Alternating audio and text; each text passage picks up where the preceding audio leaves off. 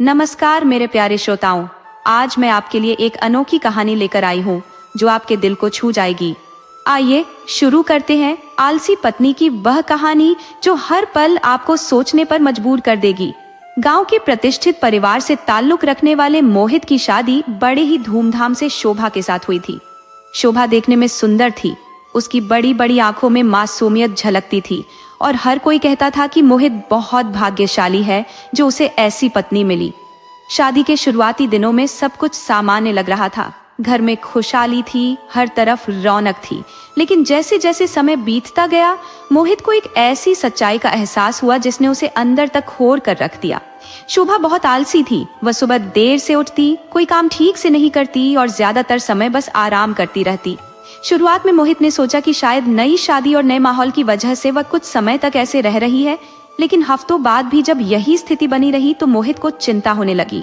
वह देखता कि उसकी माँ और बहनें घर के कामों में लगी रहती, लेकिन शोभा हमेशा कोई ना कोई बहाना बना देती। धीरे धीरे मोहित की झुंझलाहट बढ़ लगी। वह जब भी कुछ कहता, शोभा मीठी मट्ठी बातें करके टाल देती। कभी सिर दर्द का बहाना बनाती, कभी थकान का, तो कभी मौसम की शिकायत करती। माँ भी शुरू में कुछ नहीं कहती थी, लेकिन अब उनकी आंखों में भी असंतोष झलक लगा था। गांव की औरतें भी काना फूसी करने लगी। कैसी बहू आई है जो घर के कामों में हाथ तक नहीं लगाते। लेकिन सबसे अजीब बात यह थी कि जब भी कोई उसे काम करने के लिए कहता, वह बड़ी मासूमियत से मुस्कुरा देती और बोलती, अभी कर दूंगी। लेकिन वह अब भी कभी नहीं आता।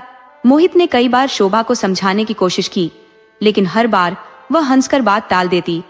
अरे इतना भी क्या भाग दौड़ करनी, थोड़ा आराम भी जरूरी है, वह कहती और फिर उसी तरह सुस्त पड़ी रहती। मोहित को समझ नहीं आ रहा था कि वह क्या करे। एक दिन मोहित बहुत थक कर घर लौटा। उसने देखा कि उसकी माँ और बहनें पूरे घर में काम कर रही थी और शोभा आंगन में एक खाट पर लेटी हुई थी। उसने पास जाकर गुस्से से कहा, शोभा कुछ तो शर्म करो, माँ इस उम्र में इतनी मेहनत कर रही है और तुम यहाँ सो रही हो। शोभा ने आंखें खोली, हल्की सी मुस्कान दी और बोली, मोहित मैं बहुत थक गई थी, जरा लेट गई, अभी उठकर सब कर लूंगी। लेकिन उसने कुछ नहीं किया। रोज यही सिलसिला चलता रहा। मोहित जब देखता कि उसकी पत्नी घर के कामों से बच रही है तो वह परेशान हो जाता। एक दिन उसने सोचा कि शायद अगर वह प्यार से बात करेगा तो शोभा को एहसास होगा। उसने उसके पास बैठकर कहा, शोभा तुम मेरी पत्नी हो और मैं चाहता हूँ कि हमारे घर में खुशहाली बनी रहे, लेकिन अगर तुम घर के कामों में हाथ नहीं बटाओगे तो माँ कितने दिन तक यह सब करेंगी। शोभा ने सिर झुकाकर कहा, मोहित मैं सच में कोशिश करती हूँ, लेकिन मुझे समझ नहीं आता कि कहाँ से शुरू करूँ। कैसी बात कर रही हो तुम, अपने मायके में काम नहीं करती थी? मोहित ने सवाल किया। शोभा ने कोई जवाब नहीं दिया, बस चुपचाप उसे देखती रही। मोहित को उसकी चुप्पी और अजीब लगने लगी। दिन बीतते गए और शोभा की आलसी आदतें बढ़ती ही गई। अब तो वह बहाने भी बनाने की जरूरत नहीं समझती थी। उसे जैसे कोई फर्क ही नहीं पड़ता था कि लोग क्या कहेंगे। मोहित के सब्र का बांध अब टूटने लगा था। लेकिन सबसे ज्यादा हैरानी उसे तब हुई जब उसने महसूस किया कि शोभा जब भी अकेली होती तो अचानक बहुत फुर्ती नजर आती। एक दिन मोहित ने उसे अकेले कमरे में देखा और वह चौंक गया। जो शोभा घर के किसी भी काम के लिए आलसी थी, वही अब एकदम तेजी से कुछ कर रही थी। लेकिन जैसे ही उसे एहसास हुआ कि मोहित उसे देख रहा है, वह फिर से सुस्त बन गई। मोहित को यह सब बहुत अजीब लगा। आखिर शोभा क्यों घर वालों के सामने इतनी सुस्त बनती है, लेकिन अकेले में उसका व्यवहार बिल्कुल अलग होता है। क्या वह कोई खेल खेल रही थी या इसके पीछे कोई और बड़ी सच्चाई थी? मोहित को अब इस गुत्थी को सुलझाना था, क्योंकि उसके दिल में शक बैठ चुका था कि शोभा सिर्फ आलसी नहीं है, बल्कि वह कुछ छिपा रही है। मोहित के मन में अब शक बैठ चुका था। वह समझ नहीं पा रहा था कि शोभा सच में आलसी थी या फिर वह कुछ छिपा रही थी। दिन वही कहानी दोहराई जाती। घर में वह बिल्कुल सुस्त, लापरवाह और कामचोर बनी रहती। लेकिन जब भी उसे अकेले रहने का मौका मिलता, उसकी हरकतें बदल जाती थी। वह अचानक तेज तरार हो जाती, जल्दी जल्दी कुछ करने लगती और जब भी कोई पास आता तुरंत सुस्त पड़ जाती। मोहित ने कई बार उसे टोकने की कोशिश की, लेकिन हर बार वह मीठी मट्ठी बातों से उसे टाल देती। अरे मोहित, मैं तो तुम्हारे लिए नई नई हूँ, थोड़ा वक्त तो दो ना मुझे, धीरे धीरे सब सीख जाऊंगी। वह मुस्कुराकर कहती और मोहित का गुस्सा धुआं हो जाता। लेकिन समय बीतता गया और शोभा की आदतों में कोई सुधार नहीं हुआ। एक दिन मोहित की माँ ने उससे कह ही दिया, बेटा, जब से शोभा इस घर में आई है, घर के हालात बदल गए हैं। मैं बुढ़ापे में भी सब संभाल रही हूँ, लेकिन तुम्हारी पत्नी को कोई फर्क नहीं पड़ता। न वह रसोई में जाती है, न सफाई में हाथ बढ़ा है, और न ही कोई जिम्मेदारी लेती है। आखिर कब तक यह सब चलेगा? मोहित ने माँ की शिकायतें सुनी, लेकिन कुछ बोल नहीं पाया। उसने माँ से वादा किया कि वह शोभा को समझाने की कोशिश करेगा। उस रात जब वह अपने कमरे में गया तो उसने प्यार से शोभा का हाथ पकड़ा और कहा, शोभा, माँ ठीक कह रही है, तुम घर के किसी भी काम में दिलचस्पी क्यों नहीं लेती? तुम्हें पता है इस घर में हर कोई मेहनत करता है। क्या तुम नहीं चाहती कि सब तुम्हें भी अपने परिवार का हिस्सा माने? शोभा ने एक पल के लिए मोहित की तरफ देखा, फिर मुस्कुरा दी। मोहित, मैं सच में कोशिश करती हूँ, लेकिन मैं जल्दी थक जाती हूँ। पता नहीं क्यों मुझे हमेशा सुस्ती महसूस होती है।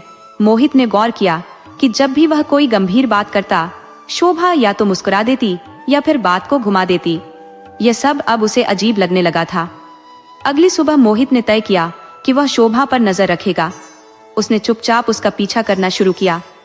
दिन भर वह वैसी ही रही जैसे हमेशा रहती थी, आलसी, सुस्त और बेपरवाह। लेकिन शाम होते ही जैसे ही उसे लगा कि कोई आसपास नहीं है, उसकी हरकतें बदल गई। उसने तेजी से एक संदूक खोला, उसमें से कुछ निकाला और फिर जल्दी जल्दी कुछ करने लगी। मोहित यह देखकर दंग रह गया। जब शोभा को एहसास हुआ कि मोहित दरवाजे के पीछे खड़ा है, तो उसने तुरंत संदूक बंद कर दिया और फिर से वैसे ही सुस्त बन गई जैसे वह हमेशा रहती थी। अब मोहित के लिए ये कोई छोटी बात नहीं रही थी। उसके मन में सवालों का तूफान उठने लगा। शोभा किस चीज को छिपा रही है? वह आखिर इतनी आलसी क्यों बनी रहती है, लेकिन अकेले में अचानक इतनी फुर्ती क्यों हो जाती है? कहीं वह कोई बड़ा खेल तो नहीं खेल रही? एक रात मोहित ने तय किया कि वह खुद अपनी आंखों से देखेगा कि शोभा संदूक में क्या छुपा रही है। आधी रात जब सब सो रहे थे, तो वह धीरे धीरे उठा और चुपके से उस संदूक के पास गया। उसने उसे खोलने की कोशिश की, लेकिन वह अंदर से बंद था। तभी अचानक उसे पीछे किसी की आहट सुनाई दी। मोहित, तुम यहाँ क्या कर रहे हो? शोभा की आवाज आई। मोहित ने तेजी से संदूक से हाथ हटाया और पलट कर देखा। शोभा की आंखों में अजीब सा भाव था, न गुस्सा न डर, लेकिन कुछ ऐसा जो मोहित समझ नहीं पाया। मैं बस ऐसे ही देख रहा था, मोहित ने बहाना बनाया। शोभा ने कोई प्रतिक्रिया नहीं दी, बस मुस्कुरा दी। लेकिन उस मुस्कान में अब पहले जैसी मासूमियत नहीं थी, बल्कि एक ऐसा राज था जिसे मोहित अब तक समझ नहीं पाया था। मोहित को यकीन हो गया कि शोभा सिर्फ आलसी नहीं थी, वह कुछ छुपा रही थी और अब उसे इस गुत्थी को सुलझाना ही था। मोहित की बेचैनी अब बढ़ने लगी थी। वह यह समझने में असमर्थ था कि शोभा सच में आलसी थी या फिर यह सब सिर्फ एक बहाना था। हर बार जब भी वह उससे कोई सवाल करता, वह हंसकर टाल देती या कोई ना कोई बहाना बना लेती। लेकिन संदूक वाली रात के बाद मोहित को यकीन हो गया था कि उसकी पत्नी सिर्फ आलसी नहीं थी, बल्कि कुछ ऐसा छिपा रही थी जो किसी को नहीं पता था। अब उसका शक गहराने लगा था और वह इस रहस्य से पर्दा उठाने के लिए पूरी तरह तैयार था। अगले दिन मोहित ने घर में सभी की गतिविधियों पर नजर रखनी शुरू कर दी। वह देख रहा था कि कब कौन आता है, कौन जाता है और कब शोभा को अकेले रहने का मौका मिलता है। वह जानता था कि उसकी पत्नी सिर्फ तभी सक्रिय होती थी जब कोई आसपास ना हो, लेकिन उसकी परेशानी यह थी कि वह यह जान ही नहीं पा रहा था कि आखिर वह क्या कर रही थी। शोभा हमेशा की तरह दिन भर बिस्तर पर पड़ी रहती, आलसी होने का नाटक करती, लेकिन जब भी कोई उसे अकेला छोड़ देता, वह तुरंत उठ जाती और अपने संदूक की ओर जाती। मोहित ने महसूस किया कि वह अक्सर अपने कमरे में अकेले में रहना पसंद करती थी। ये सब कुछ संदेहास्पद था। वह समझ नहीं पा रहा था कि आखिर शोभा इतने बड़े नाटक के पीछे क्या चाहती थी। मोहित ने उस रात तय किया कि वह किसी भी तरह से उस संदूक का रहस्य जानकर रहेगा। आधी रात को जब सब सो गए, तो वह धीरे धीरे उठा और दबे पांव कमरे से बाहर निकल आया। उसने दरवाजे की ओर से देखा कि शोभा अपने संदूक के पास बैठी थी और कुछ कर रही थी, लेकिन जैसे ही मोहित ने पास जाने की कोशिश की, शोभा को आहट मिल गई और उसने तुरंत संदूक बंद कर दिया। वह धीरे से करवट लेकर बिस्तर पर सोने का नाटक करने लगी। मोहित को अब यकीन हो गया था कि शोभा कुछ बड़ा छुपा रही थी। उसे यह भी समझ आ गया था कि वह आसानी से इस राज्य को नहीं खोल सकता, क्योंकि शोभा बहुत सतर्क थी। वह हर वक्त इस बात का ध्यान रखती थी कि कोई उसे ना देखे। मोहित को अब ज्यादा चालाकी से काम लेना था। उसने अगले दिन अपनी माँ को बताया कि वह 2 दिन के लिए किसी काम से बाहर जा रहा है, जबकि असल में वह कहीं नहीं जा रहा था। जैसे ही मोहित ने घर से निकलने का नाटक किया, उसने चुपके से खुद को घर के कोने में छिपा लिया, जहां से वह शोभा पर नजर रख सके। कुछ घंटों तक शोभा बिस्तर पर पड़ी रही, लेकिन फिर जब उसे पूरा यकीन हो गया कि मोहित सच में जा चुका है, तो वह अचानक उठी और अपने संदूक की ओर बढ़ी। इस बार मोहित ने उसे अच्छे से देखने के लिए एक जगह बना ली थी, जहां से वह बिना देखे जा सके। शोभा ने संदूक का ताला खोला और अंदर से कुछ निकालने लगी। मोहित देख नहीं पा रहा था कि वह क्या कर रही थी, लेकिन उसने सुना कि शोभा किसी से धीरे धीरे बातें कर रही थी। मोहित के रोंगटे खड़े हो गए। कमरे में तो कोई और नहीं था, फिर शोभा किससे बातें कर रही थी? उसका दिल जोरों से धड़कने लगा। उसने धीरे धीरे झांकने की कोशिश की। उसने देखा कि शोभा के हाथ में एक चमकती हुई चीज थी। वह उसे बड़े प्यार से देख रही थी और कुछ बोल रही थी। मोहित को कुछ समझ नहीं आ रहा था, लेकिन इससे पहले कि वह कुछ कर पाता, शोभा ने अचानक संदूक बंद कर दिया और जल्दी से पलंग पर लेट गई। मोहित ने तय किया कि अब वह इंतजार नहीं करेगा, उसे अब शोभा से सीधा करना था। अगले दिन उसने जानबूझकर शोभा को अकेले में पकड़ लिया और उससे पूछा, शोभा, आखिर तुम इतनी आलसी क्यों बनी रहती हो? और वह संदूक, उसमें ऐसा क्या है जिसे तुम सबसे छुपा रही हो? शोभा का चेहरा अचानक सफेद पड़ गया। उसने मोहित को देखा, फिर जल्दी से अपनी नजरें झुका ली। उसने कुछ देर तक कुछ नहीं कहा, फिर उसने धीरे से जवाब दिया, मोहित, तुम मुझसे प्यार करते हो ना? मोहित को यह सवाल अजीब लगा। उसने कहा, हाँ, लेकिन इस सवाल का इस वक्त क्या मतलब? शोभा की आंखों में अजीब सी चमक आ गई। उसने मोहित के हाथ को पकड़ लिया और धीरे से कहा, अगर मैं तुमसे कुछ कहूं तो क्या तुम मुझ पर भरोसा करोगे? मोहित ने महसूस किया कि शोभा कुछ ऐसा कहने जा रही थी जिसे सुनकर उसकी दुनिया बदल सकती थी। उसने सिर हिलाया और कहा, हाँ, मैं भरोसा करूंगा, लेकिन पहले यह बताओ कि तुम क्या छुपा रही हो? शोभा कुछ पल चुप रही, फिर उसने धीमे स्वर में कहा, मोहित, मैं वैसी नहीं हूं जैसी तुमने सोचा था। मैं आलसी नहीं हूं, मैं कुछ और हूं, और यह बात अगर तुम्हें पता चल गई तो शायद तुम मुझे छोड़ दोगे। मोहित को काटो तो खून नहीं। शोभा की इस बात का क्या मतलब था? वह कुछ और थी। क्या वह इंसान नहीं थी, या फिर वह किसी भयानक सच को छिपा रही थी? मोहित के मन में हजारों सवाल उठने लगे। उसे अब अपने ही घर में डर लगने लगा था, लेकिन अब वह पीछे नहीं हट सकता था। उसे यह सच जानना ही था, चाहे कुछ भी हो जाए। मोहित के मन में बेचैनी बढ़ती जा रही थी। शोभा की बातों ने उसके दिल में एक अजीब सा डर भर दिया था। क्या उसकी पत्नी सच में कुछ छुपा रही थी? क्या वह कोई ऐसा सच जानने वाला था जो उसकी पूरी दुनिया बदल सकता था? उस रात मोहित सो नहीं पाया। वह करवटें बदलता रहा और सोचता रहा कि आखिर शोभा ने ऐसा क्यों कहा कि अगर वह सच जान गया तो उसे छोड़ देगा। आखिर ऐसा कौन सा रहस्य था जो वह छुपा रही थी? मोहित ने ठान लिया कि वह इस रहस्य से पर्दा उठाकर ही रहेगा। अगले दिन जब वह काम से घर लौटा तो उसने शोभा की हर गतिविधि पर बारीकी से नजर रखनी शुरू कर दी। उसने देखा कि जब घर के लोग आसपास होते हैं तब शोभा एकदम सुस्त, लापरवाह और आलसी बनी रहती है, लेकिन जब वह अकेली होती है तो उसके हाव भाव और व्यवहार पूरी तरह बदल जाते हैं। उस रात मोहित ने एक योजना बनाई। उसने दिखाने के लिए सबके सामने यह कह दिया कि वह किसी जरूरी काम से गांव से बाहर जा रहा है और 2 दिन बाद लौटेगा। उसने अपनी माँ को भी यही बताया और रात को ही घर से निकल गया, लेकिन वास्तव में वह घर से थोड़ी दूर जाकर वापस लौट आया और आंगन के एक कोने में छिप गया। शोभा को लगा कि अब घर में कोई नहीं है। उसने धीरे धीरे दरवाजा बंद किया और अपने कमरे में चली गई। मोहित छिपकर देखता रहा। उसे अब पूरा विश्वास हो गया था कि आज रात कुछ ऐसा होगा जिससे सारा सच सामने आ जाएगा। आधी रात के बाद जब सब सो गए, तब मोहित दबे पांव अपने कमरे के पास पहुंचा। अंदर से हल्की हल्की आवाजें आ रही थी।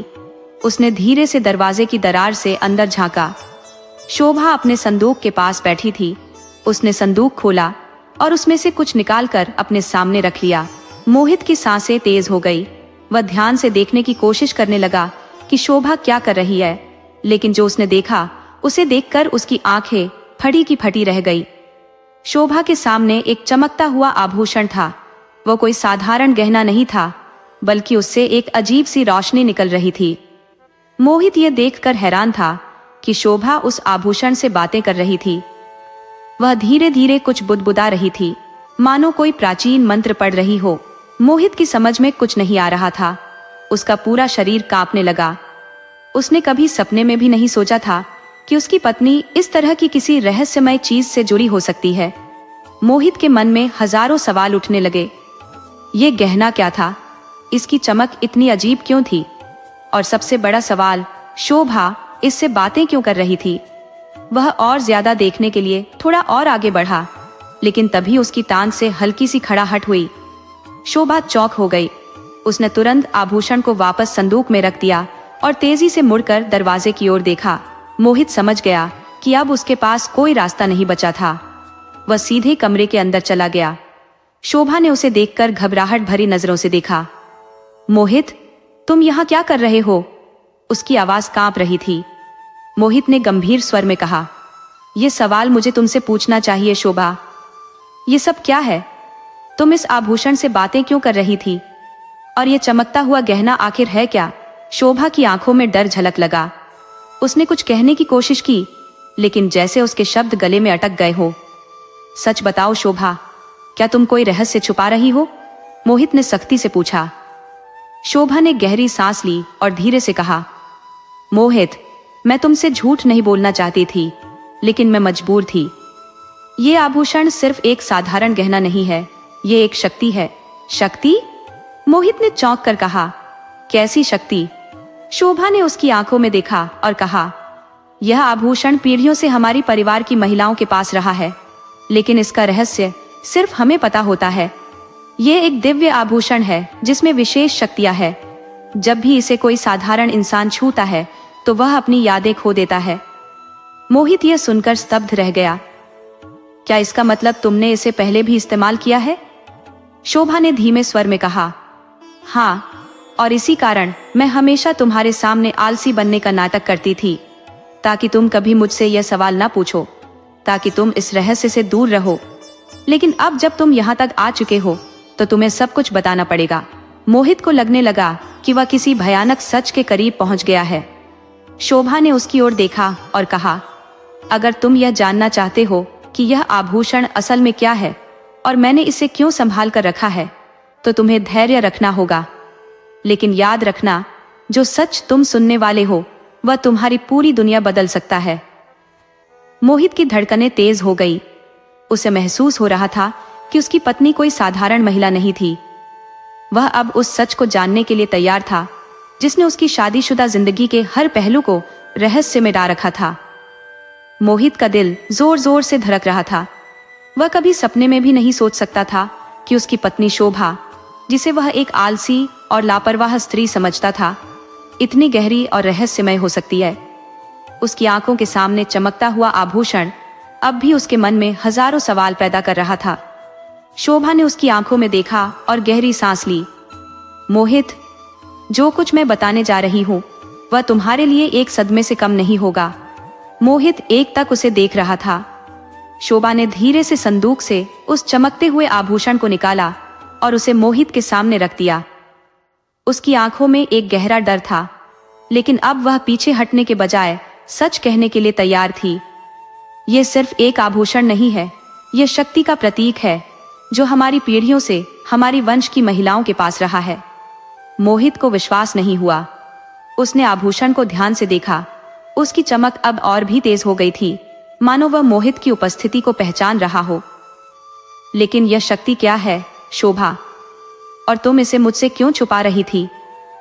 शोभा ने अपना सिर झुका लिया, क्योंकि अगर ये बात बाहर आ जाती तो तुम्हारी जान को खतरा हो सकता था।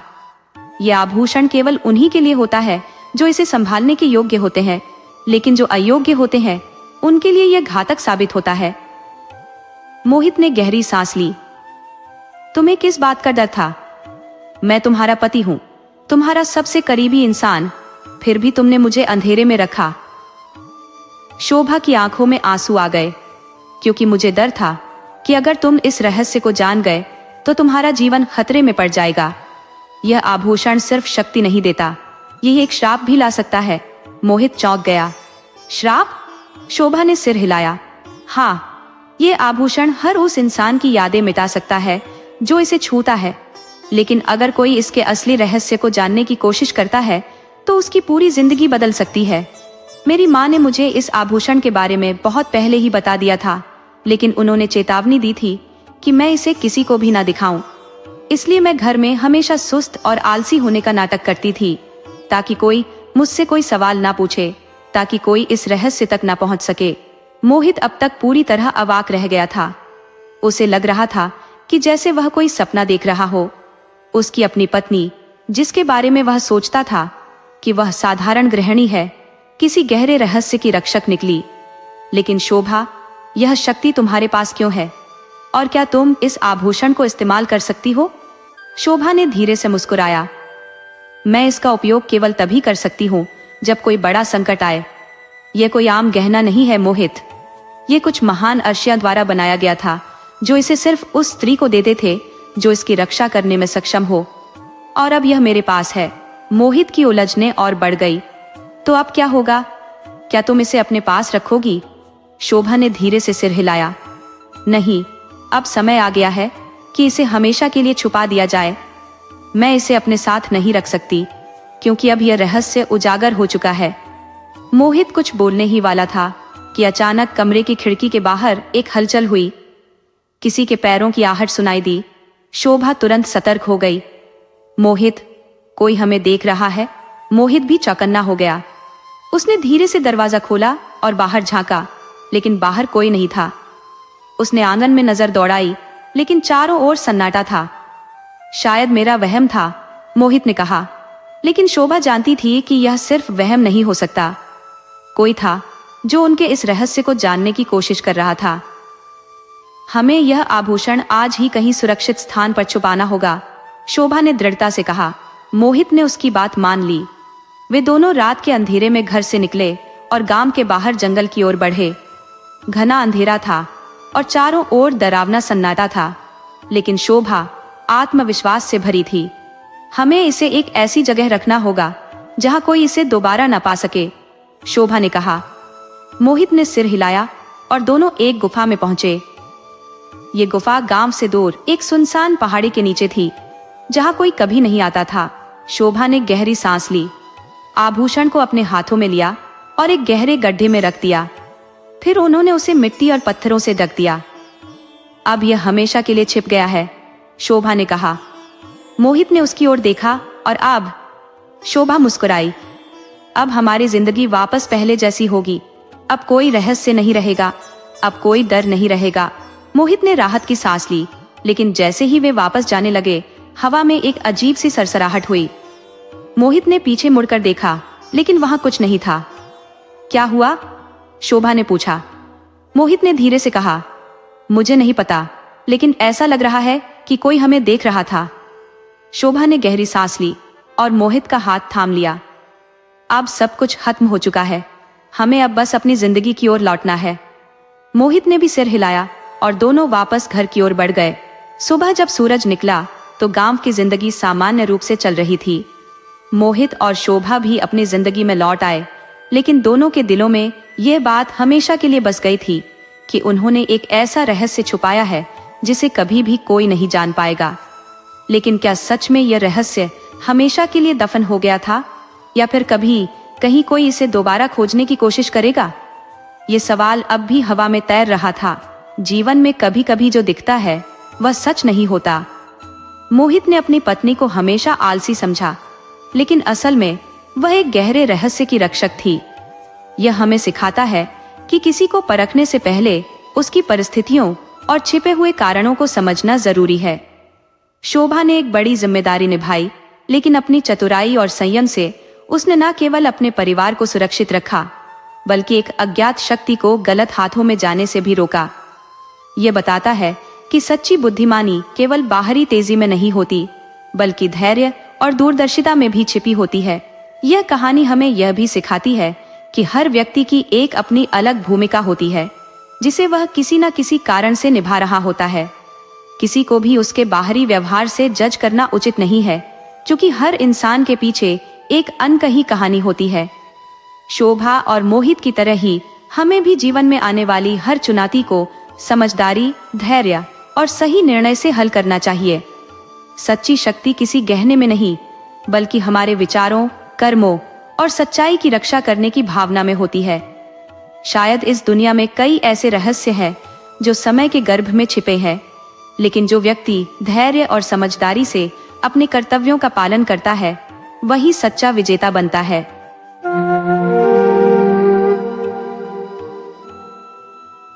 आरती का इकलौता बेटा था जो परदेश जा बसा और वहीं एक विदेशी युवती से विवाह कर लिया।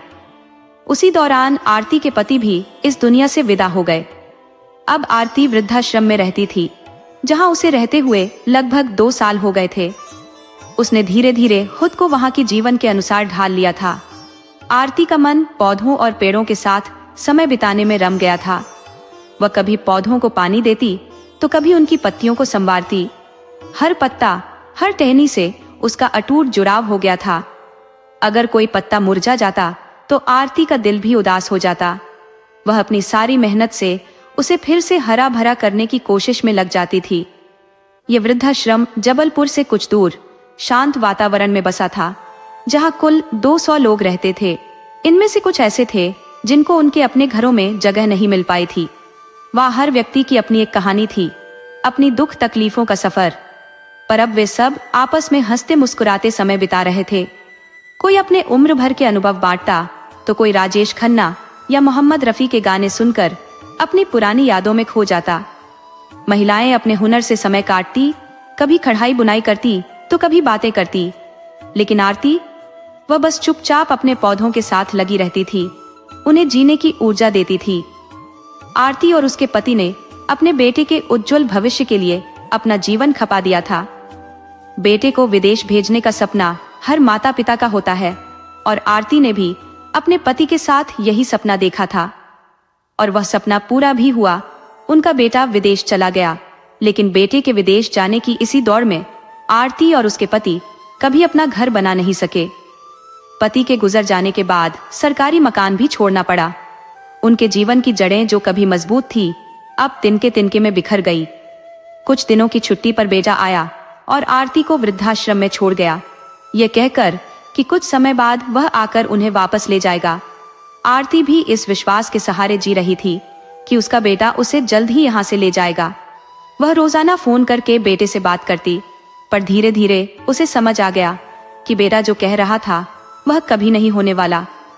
अब वृद्धाश्रम ही उसकी जिंदगी का ठिकाना बन गया था। आरती ने अपने मन को इस सच्चाई के साथ ढाल लिया था।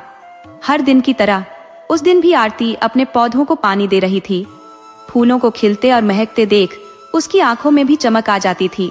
वह अपनी इसी दुनिया में खुश रहने की कोशिश कर रही थी, अपने दिल के अंदर एक गहरा खालीपन होते हुए भी। आरती यह सुनकर अचानक ठिठक गई, क्योंकि वृद्धाश्रम के लोग उसे हमेशा अम्मा कहकर ही पुकारते थे। फिर भी उसने इसे अपना भ्रम समझते हुए अपने काम पर ध्यान केंद्रित किया और पौधों को पानी देने लगी। तभी फिर से वही आवाज आई जिसने उसके नाम से पुकारा। उसने पलट कर देखा तो सामने 60-62 साल का एक व्यक्ति खड़ा था जो उसकी ओर देख रहा था। आरती उस व्यक्ति को पहचानने की कोशिश करने लगी, और जैसे ही पहचान में आई उसने चौंकते हुए कहा, प्रतीक, तुम प्रतीक हो, है ना? प्रतीक जोर से हंसते हुए बोला, मुझे यकीन नहीं था कि तुम मुझे इस उम्र में भी एक बार में पहचान लोगी। उसकी बात सुनकर आरती भी हल्की मुस्कान के साथ बोली, भूलती कब थी जो पहचान नहीं पाती? थोड़ी मायूसी के साथ उसने कहा, तुम अचानक यहाँ कैसे? प्रतीक मुस्कुराते हुए बोला, अरे यह तो जीवन का नियम है, जो हम सोचते हैं वह कभी नहीं होता। दोनों बगीचे में एक बेंच पर जाकर बैठ गए। प्रतीक ने आरती से कहा, मैं यहाँ 2 दिन से आ रहा हूँ, लेकिन तुम्हें यहाँ देख विश्वास नहीं हुआ। मुझे लगा था कि तुम अपने बेटे के साथ विदेश में हो। फिर स्टाफ से पूछने पर पता चला कि तुम यहाँ रहती हो, तो दिल को तसल्ली देने चला आया कि देख लूं तुम वही आरती हो या कोई और। आरती ने प्रतीक की बात सुनते हुए मुस्कुराया और बोली, तुम्हें किसने बताया कि मेरा बेटा विदेश में है? प्रतीक ने उसकी तरफ नजरें उठाते हुए कहा, चाहने वाले अपनी चाहत की खबर रखते हैं। आरती यह सुनकर हल्का हंस पड़ी और बोली, तुम कभी सुधर नहीं सकते, हमेशा हंसी मजाक ही करते रहोगे। बात बदलते हुए आरती ने पूछा, तुम जबलपुर में क्या कर रहे हो और तुम्हारे घर वाले कैसे हैं? प्रतीक ने गहरी सांस लेते हुए कहा, पत्नी को गुजरे 9 साल हो गए। 2 बेटे हैं जो अलग अलग शहरों में अपनी गृहस्थी बसा चुके हैं। मैं कभी बड़े बेटे के पास रहता हूँ तो कभी छोटे के पास। सेहत और उम्र के साथ जीवन कट रहा है। ये सुनकर आरती ने भी राहत की सांस ली और कहा, मेरा गुजारा भी पेंशन से ही होता है। फिर प्रतीक यादों में खोते हुए बोला, याद है आरती, हम बचपन में खिलौनों से कितना खेलते थे, लेकिन कभी सोचा नहीं था कि एक दिन हम खुद जिंदगी के खिलौने बन जाएंगे। दोनों पुरानी यादों में खो गए, अपना बीता हुआ समय याद करने लगे। आरती और प्रतीक का घर एक ही मोहल्ले में था। स्कूल के दिनों से ही दोनों के बीच एक नासमझी भरा प्यार पनपने लगा था, लेकिन यह बात किसी को भी भनक नहीं लगी। प्रतीक जो चंचल और बेपरवाह स्वभाव का था, वहीं आरती शर्मीली और संवेदनशील थी। प्रतीक की बहन शोभा आरती की सहेली थी और इसी बहाने प्रतीक को आरती से मिलने का मौका मिल जाता। सबसे दिलचस्प बात यह थी कि शोभा का गणित भी प्रतीक ही देखा करता था और आरती भी कई बार मदद मांग चुकी थी। धीरे धीरे उनके दिलों में प्रेम का बीज अंकुरित हो चुका था। प्रतीक अक्सर आरती को देखकर इशारे करता और वह शर्मा जाती, लेकिन समय के साथ आरती के घर वालों ने उसके लिए रिश्ते देखना शुरू कर दिए। एक दिन आरती ने प्रतीक से कहा, घर में शादी की बात जोरों से चल रही है, लगता है इस साल मेरी शादी कर देंगे। प्रतीक ने कहा, मैं भी कोशिश कर रहा हूँ, कई जगह नौकरी के लिए आवेदन दिया है। आरती ने दृढ़ता से कहा, मुझे सिर्फ तुमसे शादी करनी है, सब कुछ तुम्हें ही देखना होगा। प्रतीक ने समझाते हुए कहा, आरती, एक बार नौकरी मिल जाए तो मैं खुद तुम्हारे घर आकर बात करूंगा, लेकिन जिंदगी हमेशा वैसा नहीं चलती जैसा हम चाहते हैं। प्रतीक ने कई बार आरती से कहा कि घर वालों से अपने प्रेम की बात कर ले, लेकिन आरती ने ठान रखा था कि वह तब तक कुछ नहीं कहेगी जब तक प्रतीक को नौकरी न मिल जाए। मगर प्रतीक की किस्मत ने उसका साथ नहीं दिया और नौकरी की तलाश लंबी खिंच गई। आरती का जीवन उस मोड़ पर आ गया था जहां किस्मत ने उसे एक ऐसी राह पर खड़ा कर दिया था जिसकी उसने कल्पना भी नहीं की थी। उसके विवाह का दिन था और घर सज धज कर बारात का स्वागत करने के लिए तैयार था। प्रतीक जो अब तक नौकरी की तलाश में था, उसी दिन उसका अपॉइंटमेंट लेटर हाथ में आया, लेकिन ये इत्तेफाक बहुत भारी था। बारात घर के दरवाजे पर आ चुकी थी और आरती अपनी दुल्हन के जोड़े में बैठी हुई थी जब शोभा उसके पास आई और अपने भाई प्रतीक की लिखी चिट्ठी उसे थमा दी। आरती ने कांपते हाथों से वह चिट्ठी खोली और पढ़ने लगी, जिसमें प्रतीक ने लिखा था, आज मेरी नौकरी लग गई है और अब भी देर नहीं हुई है। पिछवाड़े के दरवाजे के पास मैं तुम्हारा इंतजार कर रहा हूँ। आ जाओ आरती, हम भागकर शादी कर लेते हैं। मैं तुम्हारे बिना नहीं जी सकता। अगर आज हिम्मत नहीं दिखाई तो हमेशा के लिए बिछड़ जाएंगे। तुम्हारा प्रतीक। आरती के आंसू बहने लगे। उसे इस दुविधा ने जकड़ लिया था। शोभा ने भी कहा, आरती, भैया का साथ दो, अभी भी वक्त है। लेकिन आरती ने मायूस होकर जवाब दिया, बहुत देर हो चुकी है शोभा, अब कुछ नहीं हो सकता। शोभा उसे समझाने लगी, अब भी सब कुछ संभव है, लौट चलो भैया के पास। लेकिन आरती ने थकी हुई आवाज में कहा, नहीं शोभा, अब बहुत देर हो गई है। उसी समय आरती की माँ कमरे में आकर बोली, चलो आरती, माला डालने का वक्त हो गया है। और माँ के जाने के बाद आरती ने चिट्ठी को फाड़कर खिड़की से बाहर फेंक दिया। शोभा ने चौंकते हुए कहा, आरती, ये तुमने क्या किया? लेकिन आरती ने ठंडे स्वर में जवाब दिया, अब ये मेरे बस में नहीं है। शोभा उसे नीचे लेकर चली गई जहां बारात का स्वागत हो रहा था। आरती ने अपने मन पर भारी बोझ डालकर वह निर्णय लिया जो उसे सही लगा। वह जानती थी कि प्रतीक का साथ देने का मतलब सिर्फ उसकी और प्रतीक की जिंदगी नहीं, बल्कि कई और जिंदगियां उससे प्रभावित होंगी। वह जानती थी कि सबसे बेहतर निर्णय यही था कि वह जो हो रहा था उसे स्वीकार करे और आगे बढ़े। इधर प्रतीक के हाथ में वह चिट्ठी थी जो अब सिर्फ बेईमानी कागज का टुकड़ा बन चुकी थी। उसे समझ नहीं आ रहा था कि वह रोए या हंसे। आरती की शादी की शहनाइयां उसके कानों में तीखी चुभन पैदा कर रही थी और वह अपने कानों को दोनों हाथों से बंद किए बैठा रहा। उसे अब तक समझ नहीं आ रहा था कि उसकी दुनिया पल भर में कैसे बदल गई। वह बार बार उस कागज को देखता जिसे कुछ दिनों पहले तक उसकी सबसे बड़ी जरूरत थी। आरती के विवाह के बाद भी प्रतीक के मन में बेचैनी थी। जब आरती वापस आई तो उसने प्रतीक के अपॉइंटमेंट लेटर को देखकर रोते हुए पूछा, तुमने नौकरी क्यों नहीं ज्वाइन की? प्रतीक ने उदास होकर कहा, अब इसकी क्या जरूरत है? आरती ने उसे समझाया, पागल मत बनो प्रतीक, ये नौकरी तुम्हारे लिए बहुत जरूरी है। लेकिन प्रतीक का दिल टूट चुका था। उसने जवाब दिया, मुझे तो सिर्फ तुम्हारी जरूरत थी। आरती ने उसकी आंखों में देखते हुए कहा, अब जो नहीं हो सका उसे भूलकर आगे बढ़ो, एक नई शुरुआत करो जैसा मैं कर रही हूं। प्रतीक ने मायूस होकर पूछा, क्या तुम्हारा दिल मेरे लिए अब भी नहीं रोता? आरती ने कठोर स्वर में कहा, मैंने दिल के सभी दरवाजे बंद कर दिए हैं। मेरे लिए अब जो है वही मेरा वर्तमान और भविष्य है। प्रतीक ने निराश होकर कहा, तुम कितनी आसानी से मुझे भूल गई हो। आरती ने ठंडी सांस लेकर जवाब दिया, अगर ऐसा नहीं करती तो हम दोनों में से कोई भी खुश नहीं रहता। कम से कम अब कई लोग तो खुश हैं। प्रतीक ने रोते हुए कहा, मैं हर लम्हा तुम्हें याद करता हूं, तड़पता हूं। आरती ने उसकी ओर देखते हुए कहा, याद करना छोड़ दो और अपनी जिंदगी को आगे बढ़ाओ। प्रतीक ने एक आखिरी बार उससे पूछा, क्या तुम्हारे दिल के किसी कोने में अब भी मैं हूं? आरती ने नर्म लहजे में कहा, तुम कुछ दिनों के मेहमान हो प्रतीक। जिस दिन मैं अपनी जिम्मेदारियां निभाते निभाते आगे बढ़ जाऊंगी उस दिन तुम भी मेरे दिल से निकल जाओगे। इसलिए मुझे भूलकर अपनी जिंदगी में आगे बढ़ो। आरती ने अपने जीवन में पूरी निष्ठा से आगे बढ़ने का फैसला किया और धीरे धीरे प्रतीक की मोहब्बत उसके दिल से बाहर निकलने लगी।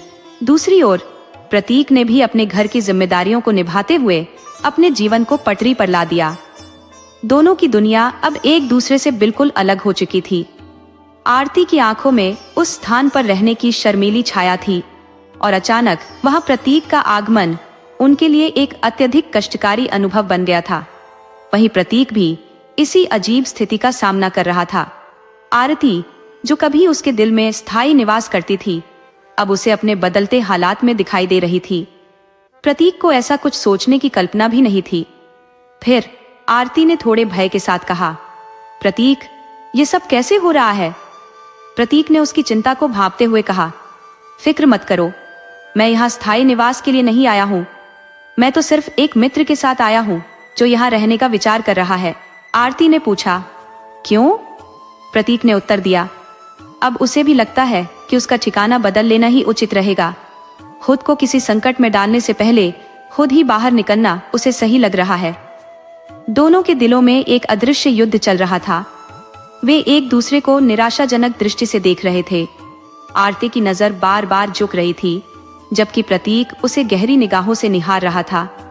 दोनों घंटों तक बातचीत करते रहे, क्योंकि उनकी मुलाकात बहुत समय बाद हुई थी। बातचीत के बीच कुछ पल की चुप्पी भी थी। इतने वर्षों के बाद उनकी मुलाकात हुई थी, लेकिन दोनों ही खुशी का इजहार नहीं कर पाए थे। इसी दौरान प्रतीक के साथ आए मित्र मिस्टर कुलकर्णी ने प्रतीक को पुकारा। प्रतीक ने उसकी आवाज सुनते ही उठते हुए कहा, आरती, मैं कल फिर आऊंगा और हम दोनों बाहर चलेंगे। प्रतीक बार बार पीछे मुड़कर आरती को देख रहा था, आशा में कि शायद वह उसे रोकने के लिए आवाज दे, लेकिन आरती खामोशी से उसे जाते हुए देख रही थी। जैसे पहले भी वह चुप थी और आज भी चुप रही। उनकी मुलाकात के इतने वर्षों बाद प्रतीक का रूप बदल चुका था। बालों में सफेदी आ चुकी थी और शरीर का आकार भी बदल गया था। आरती ने खुद को आईने में देखा और मुस्कुराते हुए सोचा, मैं कितनी अजीब हूँ। प्रतीक को अदरक कह रही हूँ, जबकि खुद पर ध्यान ही नहीं दिया। मेरे बालों में भी सफेदी आ गई है और चेहरे पर कितनी रेखाएं उभर आई हैं। रात को प्रतीक के ख्यालों में खोई हुई आरती के पास केयरटेकर आए और कहा, अम्मा, आपका फोन आया है। आरती ने पूछा, किसका? केयरटेकर ने बताया, ये नहीं बताया, सिर्फ कहा कि आपसे बात करनी है। आरती ने लैंडलाइन फोन उठाया और दूसरी ओर से प्रतीक की आवाज सुनाई दी। प्रतीक ने कहा, आरती, ये प्रतीक बोल रहा हूँ। आरती ने पूछा, इतनी रात को तुमने फोन क्यों किया? प्रतीक ने उत्तर दिया, तुमसे मिलकर पुरानी बातें ताजा हो गई हैं। आरती ने भी कहा, मैं भी उन्हीं ख्यालों में खोई हुई थी। प्रतीक ने कहा, इतना लंबा अरसा बीत गया है। आरती ने कहा, रात हो गई है, सो जाओ, कल मिलते हैं। प्रतीक ने पूछा, क्या हम रात भर बात नहीं कर सकते? आरती ने उत्तर दिया, प्रतीक, खुद को संभालो, तुम अब 60 के पार हो चुके हो, यह शोभा नहीं देता। प्रतीक ने कहा, आरती, किसी बंधन में मत रहो, खुलकर जियो। क्या हमें खुलकर बात करना शोभा नहीं देता? क्या हम इस उम्र में खुलकर बात नहीं कर सकते? आरती ने कहा, मैंने ऐसा नहीं कहा। प्रतीक ने पूछा, तो फिर खुलकर बात क्यों नहीं करती? आरती ने उत्तर दिया, कल मिलते हैं। तुम कौन सी बात लेकर बैठे हो? ये कहकर आरती ने फोन काट दिया। प्रतीक मन ही मन सोचने लगा कि आरती अब भी दूसरों की परवाह करती है और खुद को खुलकर नहीं जी पाती। प्रतीक ने अपने आप को पुरानी यादों में खोया हुआ पाया। उसने महसूस किया कि आरती अपने अधिकारों का प्रयोग नहीं करती और बंधन में बंधे लोगों के साथ जीवन बिताने की बजाय अपने परिवार की इच्छाओं को प्राथमिकता देती है।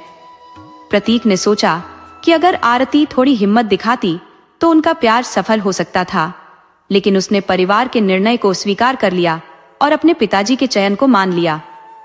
7 जन्मों के बंधन का सपना इस जन्म में ही पूरा नहीं हो पाया। सुबह आरती अपने पेड़ पौधों को पानी दे रही थी, लेकिन उसकी नजर बाहर गेट की तरफ थी, प्रतीक के आगमन की प्रतीक्षा में। प्रतीक आ चुका था और उसकी ओर बढ़ रहा था। प्रतीक मुस्कुराते हुए आरती को देख रहा था, जबकि आरती छांव की ओर बढ़ गई। प्रतीक ने पेड़ के नीचे बैठते हुए कहा, तुम भी बैठो आरती।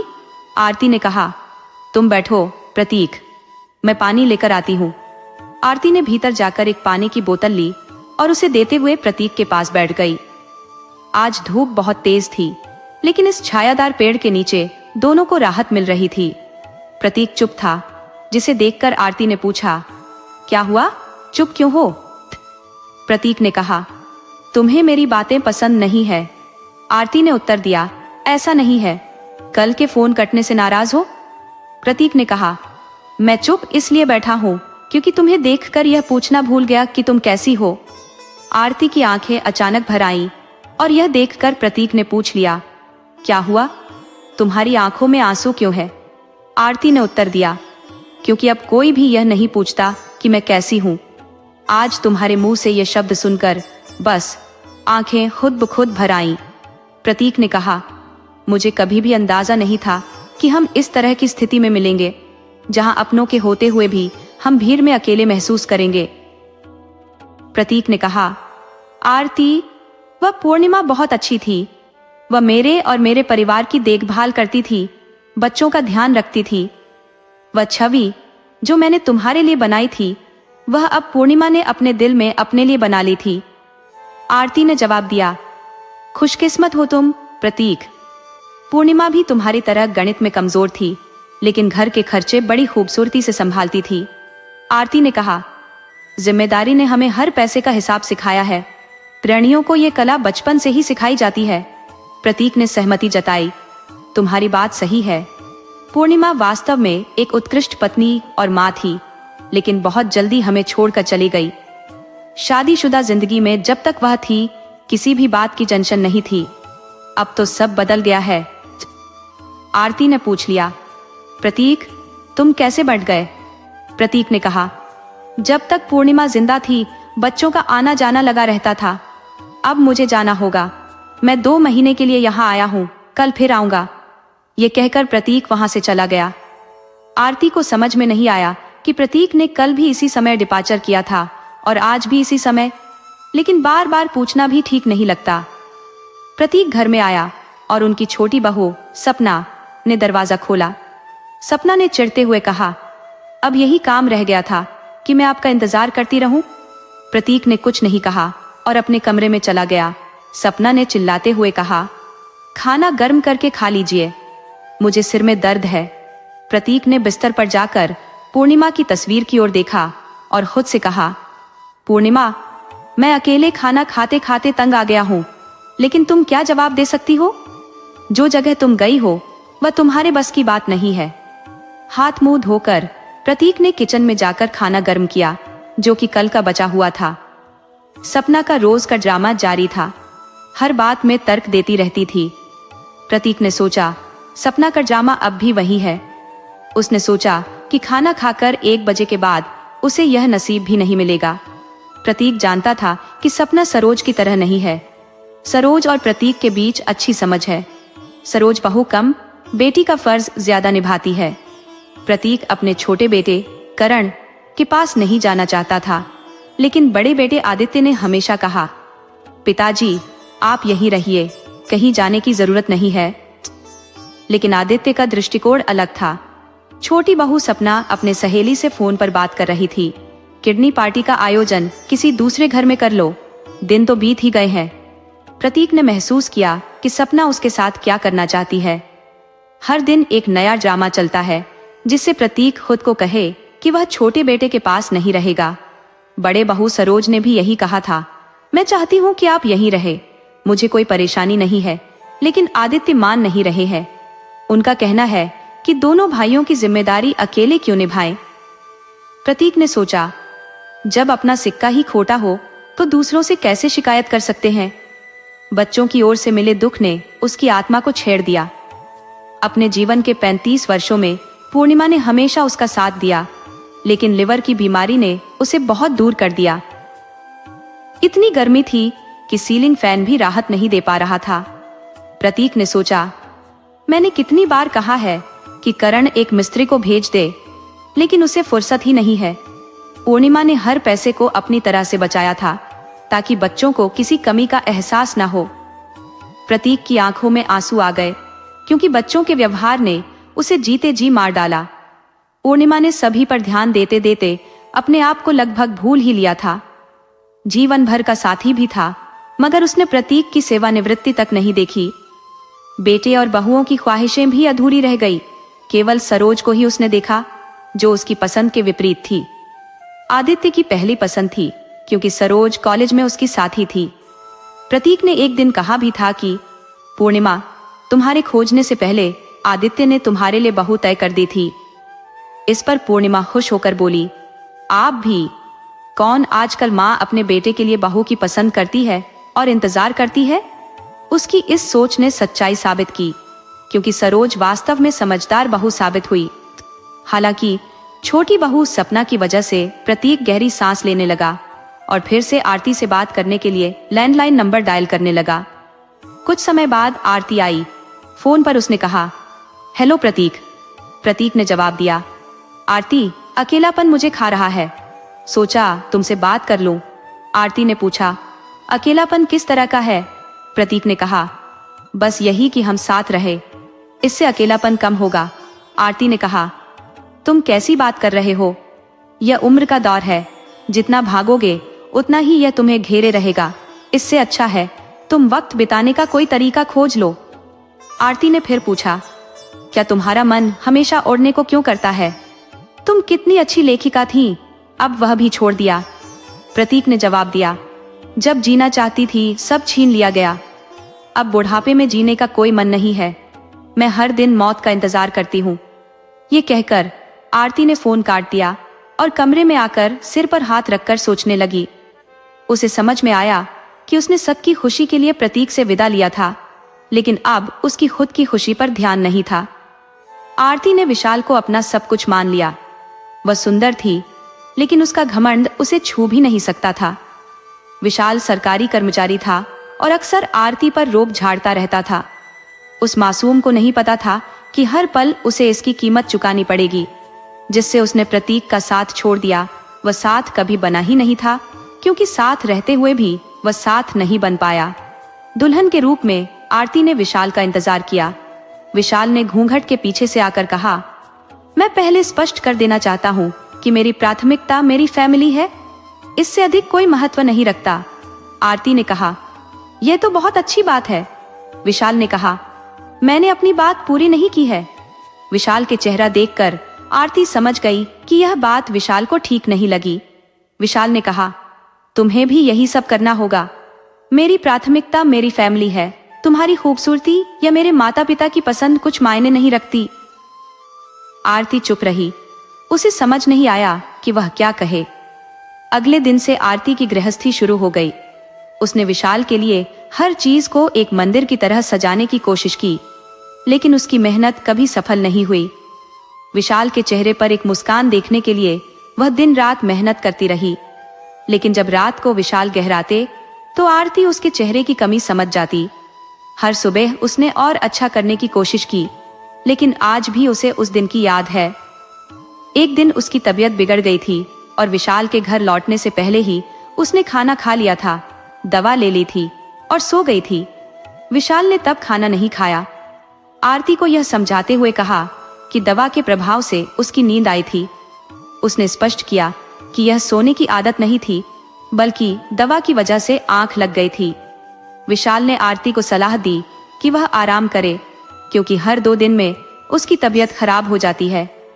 घर का काम तो नहीं होता, बस दिन रात डायरी में लिखती रहती हो। आरती ने कहा कि कभी कभी समय मिलते ही थोड़ा लिख लेती है।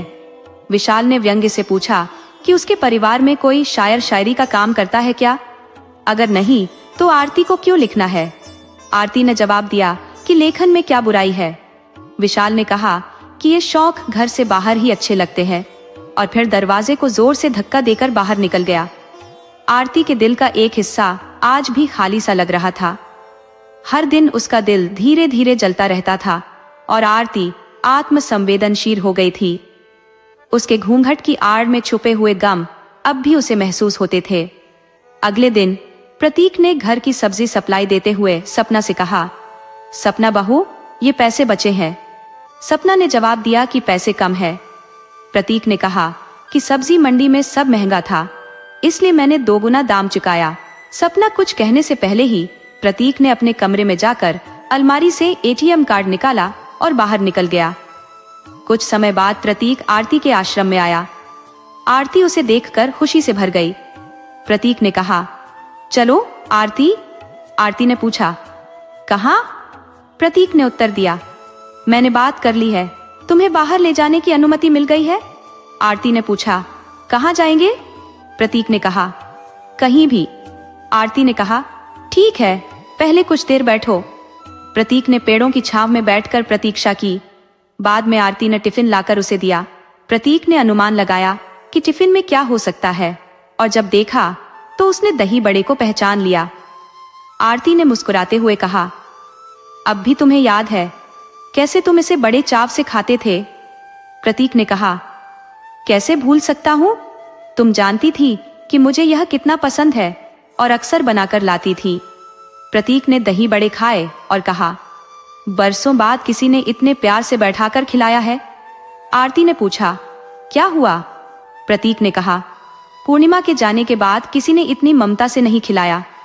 आरती ने कहा, अच्छा बाबा, अब खाकर बताओ कैसे बने हैं। प्रतीक ने एक चम्मच से काटकर खाया और कहा, स्वाद वही है जो पहले हुआ करता था। फिर उसने एक चम्मच आरती की ओर बढ़ाया और कहा, तुम भी खाओ, क्योंकि तुमने अब तक भी नहीं खाया होगा। आरती ने जवाब दिया, तुम्हें ना देकर कैसे खा सकती हूँ? प्रतीक ने कहा, लो अब खाओ। आरती ने कहा, मैं बाद में खा लूंगी। प्रतीक ने कहा, पहले तो तुम मना नहीं करती थी। आरती की आंखों में आंसू आ गए और उसने कहा, विशाल ने कभी अपने हाथों से एक निवाला भी नहीं खिलाया। आरती को चुप देखकर प्रतीक ने कहा, लो आरती, मेरे हाथों से दही बड़े खाओ। आरती अपने चारों ओर देख रही थी, शायद यह सोचते हुए कि लोग क्या कहेंगे। प्रतीक ने कहा, अब भी वही हाल है, सब वैसा ही है और हम दोनों भी वैसे ही हैं। आरती ने जवाब दिया, तुम समझते क्यों नहीं हो? प्रतीक ने उत्तर दिया, मैं समझना चाहता हूँ। तुम बताओ, तुम खाओगी या नहीं, वरना मैं भी चुप रहूंगा। आरती ने कहा, अब जिद मत करो, कम से कम तुम अपनी जिद तो कम नहीं कर सकते, तुम पहले जैसे ही गुस्सा दिखाते हो। प्रतीक ने कहा, अब यह सब खत्म हो जाएगा। फिर उसने अपने हाथों से दही बड़े आरती को खिलाए। ये देखकर आरती की आंखें भर आईं। प्रतीक ने उसकी आंखों में आंसू देखे और समझ गया कि पुराने दिनों की यादें ताजा हो गई है। आरती ने कहा, यह सब पुराने दिनों की बातें हैं? प्रतीक ने पूछा, क्या तुम अपने पति के पास खुश नहीं थी? आरती ने उत्तर दिया, हाँ, बहुत खुश थी। प्रतीक ने कहा, फिर तुम्हारी आंखें झूठी गवाही क्यों दे रही है? आरती ने कहा, कभी कभी आंखें भी धोखा देती हैं। प्रतीक ने कहा, मैं हमेशा चाहता था कि तुम अपने परिवार के साथ खुश रहो। आरती ने जवाब दिया, मैं बहुत खुश थी प्रतीक ने कहा, इतनी खुश थी कि तुम्हारी आंखें भी अब वो खुशी दिखा नहीं पा रही है। आरती ने कहा, ऐसा नहीं है प्रतीक, जो था वही मेरी दुनिया थी, इससे ज्यादा कुछ नहीं कह सकती। फिर प्रतीक ने कहा, खैर छोड़ो इन बातों को। और दही बड़े खाते हुए उसने आरती को भी खिलाया।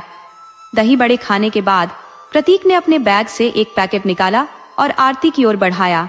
उसने कहा, ये तुम्हारे लिए है। आरती ने पूछा, पैकेट में क्या है?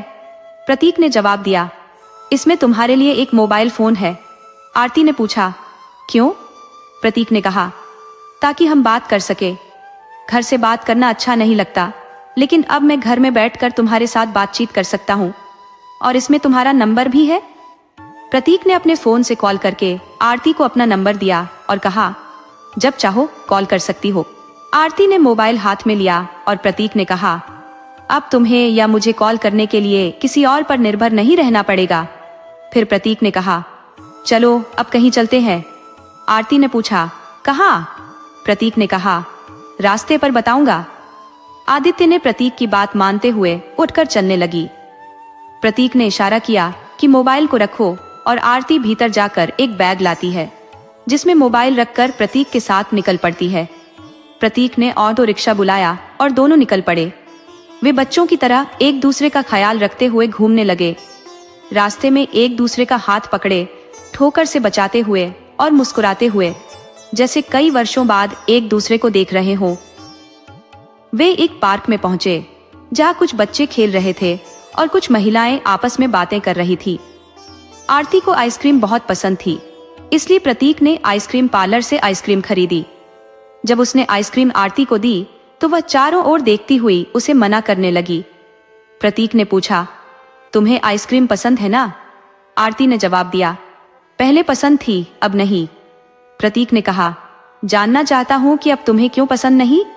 आरती ने कहा, प्रतीक, क्या तुम इस उम्र में भी जिद कर रहे हो? प्रतीक ने कहा, अब उम्र की बंदिशें हम दोनों के बीच की दीवारों को पार नहीं करने दूंगा। आरती, जो तुम्हें पसंद है वही करो, बाकी सब बातें बीती, अब बस वही करो जो तुम्हारे दिल को भाए। ये कहकर प्रतीक ने आइसक्रीम खरीदी। आरती भले ही आसपास के लोगों को देख शर्माती रही, लेकिन प्रतीक की हिम्मत ने उसे भी साहस प्रदान किया। प्रतीक आइसक्रीम खाते हुए चश्मे के पीछे से आरती को देखता, जैसे वह अब भी जवानी की यादों में खोई हो। उसका मुस्कान भी आरती को पुरानी यादों की छाव में ले जाता था। पार्क में कई बच्चे खेल रहे थे। प्रतीक ने भी एक युवा की तरह खेलने का मन बना लिया और खेलते हुए चश्मे को नाक पर चढ़ाकर आड़ी तिरछी नजरों से आरती को निहारता रहा। आरती उसकी इन निगाहों को देखकर शर्म से लाल हो गई।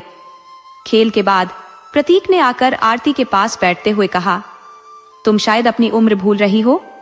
आरती ने जवाब दिया, तुम भी अपनी उम्र भूलने लगे हो। प्रतीक ने हंसते हुए कहा, क्या करूं, आज फिर दिल से जवान होना चाहता हूं। उस समय प्रतीक का चश्मा और आस्तीन का झलका ऐसा था जैसे वह 60 साल का ना होकर आज भी युवा हो। एक बच्चा आया और बोला, दादाजी, ये गजरा ले लो, दादी जी को अच्छा लगेगा। आरती और प्रतीक ने एक दूसरे को देखा। प्रतीक मुस्कुराते हुए गजरा खरीदने लगा और आरती ने मना नहीं किया। बच्चा जाने के बाद प्रतीक ने कहा, लो दादी जी, ये गजरा तुम्हारे लिए है। आरती ने हंसते हुए कहा, सभी हमें देख रहे हैं। प्रतीक ने कहा, अब जब तुम दादी जी बन ही गई हो तो मैं ही तुम्हें यह गजरा लगा देता हूँ। ये कहकर प्रतीक ने अपने चुलबुले अंदाज में आरती को गजरा पहनाया। आरती को यह अच्छा लगने लगा और उसकी आंखों में शर्म और खुशी के मिश्रण से आंसू आ गए।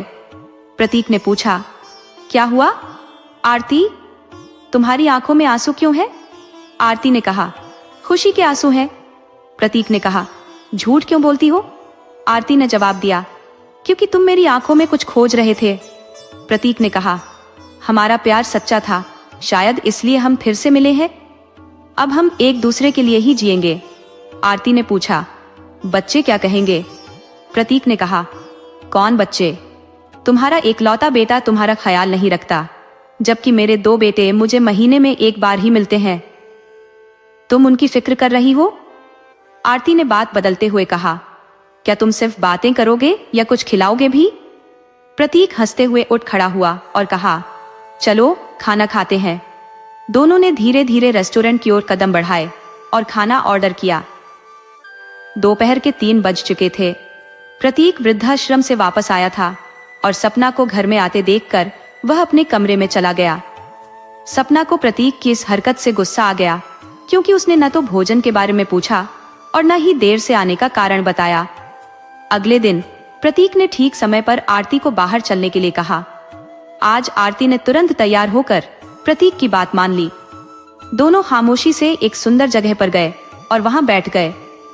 कुछ देर बाद प्रतीक ने ढेर सारी सेल्फी ली और आरती की फोटो खींची, जिसे देखकर आरती को शर्म आ गई। आरती ने चौंकते हुए कहा, प्रतीक, क्या तुम पागल हो गए हो? प्रतीक ने कहा, तुम्हारा नाम इस माहौल में कितना मनोहर लग रहा है, क्या तुम देख नहीं रही हो? फिर उसने प्रस्तावित किया, आरती, आज मेरे लिए एक शायरी पढ़ो। आरती ने जवाब दिया, मैंने शायरी छोड़ दी है। पहले जब तुम मेरे साथ थे तब मेरे हर शब्द में तुम थे। जब तुम दूर हो गए तो शायरी किसके लिए लिखूं? हाँ, कभी कभी यादें दर्द की तरह उभरती थी, लेकिन विशाल को यह दर्द भी नहीं छू सका। प्रतीक ने सवाल किया, हर बार मुझे ऐसा क्यों लगता है कि तुम खुश नहीं थी? आरती ने उत्तर दिया, मैं खुश थी। प्रतीक ने कहा, ये मान लेना आसान नहीं है। इस प्रकार आरती और प्रतीक घंटों एक दूसरे के साथ समय बिताते और फिर बाहर जाकर भोजन करते। रात को वे फोन पर पुराने और वर्तमान विषयों पर चर्चा करते। ये रोजमर्रा का नियम बन गया कि प्रतीक आरती को लेने आता और दोनों घंटों साथ रहते। फिर सही समय पर आरती को घर छोड़कर चला जाता। वृद्धाश्रम में भी इस पर कानाफूसी होने लगी थी और लोगों को ये असामान्य लगने लगा था। 1 महीने तक यह सिलसिला चलता रहा। इस बीच सपना ने प्रतीक की चाल चलन से अवगत हो रही थी। एक दिन प्रतीक ने अचानक आरती से पूछा, क्या तुम मुझसे शादी करोगी? ये सवाल आरती के लिए अप्रत्याशित था और उसने उसे असमंजस में डाल दिया। प्रतीक की चुप्पी देख प्रतीक ने कहा, आरती, कुछ कहो ना, चुप क्यों हो? आरती ने कहा, मैं क्या कहूँ इस उम्र में? प्रतीक ने आरती का हाथ पकड़ते हुए कहा, आरती, मैं पागल था कल भी और आज भी नहीं बदला। जब से तुम्हें पहली बार देखा तब से मैं पागल बनता रहा। तुमने मेरे प्यार को छोड़कर अपने माता पिता के भरोसे को चुना। मैं चुप रहा क्योंकि तुम्हारा छोड़ना एक स्वाभाविक निर्णय था, लेकिन अब मैं तुम्हारे साथ रहना चाहता हूँ। आरती ने चिंता जताई, प्रतीक, तुम्हारे बेटे और बहू क्या कहेंगे? मैं अपने बेटे को क्या जवाब दूंगी? प्रतीक ने कहा, तुम किस दृष्टिकोण की बात कर रही हो? तुम्हारे बेटे और बहू ने तुम्हें यहाँ भेजकर अपनी जिम्मेदारी से मुक्त कर लिया है। उन्हें यह सोचना चाहिए कि वे तुम्हें यहाँ पहुंचाकर अब कैसे तुम्हारी आंखों में देखेंगे। और मेरे बेटे बहू की बात है तो मैंने अपना निर्णय सुना दिया है। आरती की चुप्पी देखकर प्रतीक ने कहा, समय बर्बाद मत करो, कहीं देर ना हो जाए। फिर प्रतीक चला गया। 2 दिन बाद भी प्रतीक का कोई जवाब नहीं आया और न ही वह मिलने आया। आरती ने उसे फोन किया, लेकिन कोई रिस्पॉन्स नहीं मिला। नाराजगी के चलते उसने 2 दिन तक प्रतीक को फोन नहीं किया। जब नाराजगी खत्म हुई तो उसने फिर से फोन करने की कोशिश की, लेकिन कोई उत्तर नहीं मिला। हिम्मत जुटाकर आरती प्रतीक के घर की ओर रवाना हुई। दरवाजा खटखटाने पर एक सुंदर महिला ने दरवाजा खोला। आरती ने अनुमान लगाया कि यही प्रतीक के छोटे बेटे की पत्नी है। सपना ने आरती को अंदर बुलाया और कहा, पापा जी यहाँ नहीं है। आरती ने पूछा, तो वे कहाँ है? सपना ने बताया, वे अपने बड़े बेटे के पास गए हैं।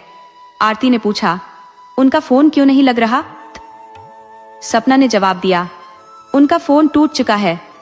आरती ने आश्चर्यचकित होकर पूछा, फोन कैसे टूटा? सपना ने कहा, उनके बुरे व्यवहार के कारण उनके बेटे ने फोन तोड़ दिया और उन्हें यहाँ से भेज दिया।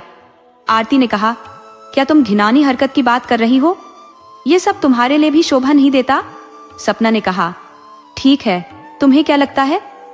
तुम और प्रतीक आज के नहीं, तुम दोनों एक लंबे समय से जानते हो। आरती ने गुस्से में कहा, तुमने उस प्रतीक को मार डाला जिसे मैं जानती थी। आज वह खुश है और तुम्हें यह सब सहन नहीं हो रहा। मुझे प्रतीक का नंबर दो, मुझे उससे बात करनी है। सपना ने कहा, आप इस तरह हम पर आरोप नहीं लगा सकते। आरती ने जवाब दिया, मैं आरोप नहीं लगा रही, जीवन का पाठ सिखा रही हूँ। जैसा बोओगे वैसा ही पाओगे। आरती ने उग्र स्वर में कहा, मुझे उसका नंबर दो। सपना ने बड़े बहू का नंबर प्रदान कर दिया और कहा, आप इस नंबर पर संपर्क कर सकती हैं। नंबर लेकर आरती घर से बाहर निकलने लगी। तभी सपना ने सलाह दी, सरोज दीदी को फोन करना अच्छा रहेगा। आरती ने पलटकर कहा, मुझे पता है। सपना ने चकित होकर पूछा, क्या आप उन्हें जानती हैं? आरती ने उत्तर दिया, मैं कभी मिली नहीं, लेकिन प्रतीक की बातों से सब कुछ समझने लगी हूं। सपना ने कहा, सरोज दीदी चाहती है कि आप दोनों एक हो जाए। आरती ने पूछा, और तुम? सपना ने जवाब दिया, पहले मैं नहीं चाहती थी, लेकिन अब आपसे मिलने के बाद मैं यही चाहती हूँ कि आप एक हो जाएं। आरती ने सुनकर बाहर निकलकर आश्रम की ओर रुख किया और प्रतीक की बड़ी बहू सरोज को फोन किया। फोन उठाने वाली ने कहा, सरोज? फिर उसने कहा, प्रतीक को फोन दो। सरोज खुशी से बोली, आखिरकार आपका फोन आ ही गया। आरती ने कहा, सरोज, प्रतीक से बात करवाओ। सरोज ने कहा, देती हूँ, अभी देती हूँ, और फोन लेकर सरोज प्रतीक के पास गई। उसने कहा, पापा जी, आरती आंटी फोन पर है। प्रतीक ने फोन उठाया और आरती ने गुस्से में कहा, तुम जा रहे हो और मुझे बताया तक नहीं? क्या तुम्हें कोई जरूरी बात नहीं लगी? प्रतीक ने जवाब दिया, अगर मैं रहता या नहीं रहता इससे कोई फर्क नहीं पड़ता। मैं अब भी दुनिया की जिम्मेदारियां निभा रहा हूं। आरती ने कहा, तुम सब कुछ समझते हो, लेकिन यह नहीं समझते कि मैं क्या चाहती हूँ। उसने प्रतीक से कहा, लौट आओ, हम किसी बाहरी सहारे के मोहताज नहीं रहेंगे, हम अपने बनाए घर में साथ बिताएंगे। आरती ने भी कहा, प्रतीक, मुझे तुम्हारी जरूरत है। हम ऐसा घर बनाएंगे जहां मेहमान आएंगे और हम खुद मेहमानों की तरह किसी और के घर में नहीं रहेंगे। उम्र भर घर समझकर मेहमान बनकर रहना मुझे स्वीकार नहीं है। प्रतीक ने कहा, आरती, तुम नहीं जानती कि तुमने मुझे कितना खुशी दी है। आरती ने कहा, मैं कल आ रही हूँ, और फोन रख दिया। आज आरती ने साहस जुटाया। कल से दोनों के जीवन में एक नया मोड़ आने वाला था। न तो प्रतीक की आंखों में नींद थी, न ही आरती की। खुशी की यह अद्भुत स्थिति कभी कभी जीवन के हर्ष को छीन लेती है। सुबह हो चुकी थी और आरती बार बार दरवाजे की ओर देख रही थी।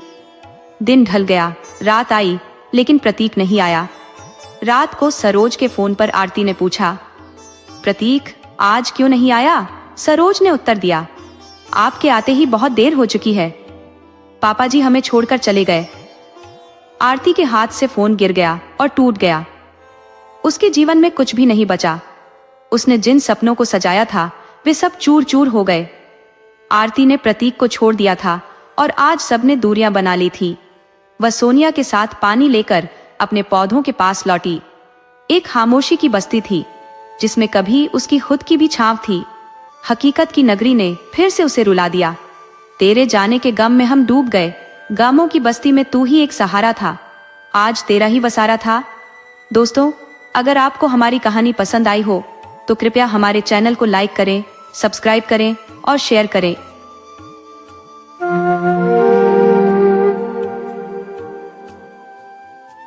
ठाकुर दिग्विजय सिंह का पूरे गांव में गहरा प्रभाव और असाधारण सम्मान था। वह अपने क्षेत्र में एक प्रतिष्ठित व्यक्तित्व थे। ठाकुर दिग्विजय सिंह के परिवार में उनके छोटे भाई रणविजय सिंह, जो अब तक अविवाहित थे, और उनकी पत्नी मैना देवी और उनका एकमात्र पुत्र वीर प्रताप सिंह थे। ठाकुर दिग्विजय सिंह और रणविजय दोनों ही जीवन का भरपूर आनंद लेने वाले लोग थे और गांव के बाहर उनकी कई महिलाओं के साथ अवैध संबंध थे। उनका बेटा वीर प्रताप सिंह अपने पिता और चाचा से भी अधिक रंगीन मिजाज का था। यदि किसी महिला पर उसकी नजर पड़ती तो वह किसी भी हालत में उसे हासिल करके ही रहता था। गांव के सभी लोग इस बात से परिचित थे, लेकिन उनके भय के कारण कोई भी उनके सामने आवाज उठाने की हिम्मत नहीं कर पाता था। ठाकुर दिग्विजय सिंह की पत्नी मैना देवी इन सभी कृत्यों से भली भांति परिचित थी, लेकिन वह मजबूरी में चुप रह जाती थी। मैना देवी एक सीधी सादी घरेलू महिला थी और अपने पति और देवर के डर के कारण कुछ कहने की हिम्मत नहीं कर पाती थी। हालांकि वह अपने बेटे को सुधारने की कोशिश जरूर करती, लेकिन वीर प्रताप उनकी बातों को नजरअंदाज कर देता था। परिवार में सभी उसे प्यार से वीर कहकर बुलाते थे। वीर का सबसे अच्छा मित्र नरेश था, जो उनके पिता के मुनीम जगजीवन राम का बेटा था। नरेश और वीर एक साथ खेलते और पढ़ाई करते बड़े हुए थे। नरेश भी वीर की तरह मस्तमौला था और इसलिए दोनों में गहरी मित्रता थी। गांव की पंचायत में ठाकुर दिग्विजय सिंह का सबसे बड़ा प्रतिद्वंद्वी था चौधरी सुमेर सिंह। सुमेर सिंह भी दिग्विजय सिंह की तरह अपने क्षेत्र में प्रभावशाली थे। दोनों के बीच एक पुरानी खानदानी दुश्मनी थी और वे एक दूसरे को फूटी आंख नहीं सुहाते थे।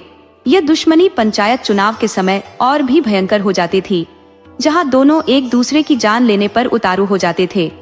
इस टकराव में गांव वाले अक्सर बलि का बकरा बन जाते थे, क्योंकि जिस पक्ष का सरपंच चुना जाता वह दूसरे पक्ष के लोगों को परेशान करने से नहीं चूकता था।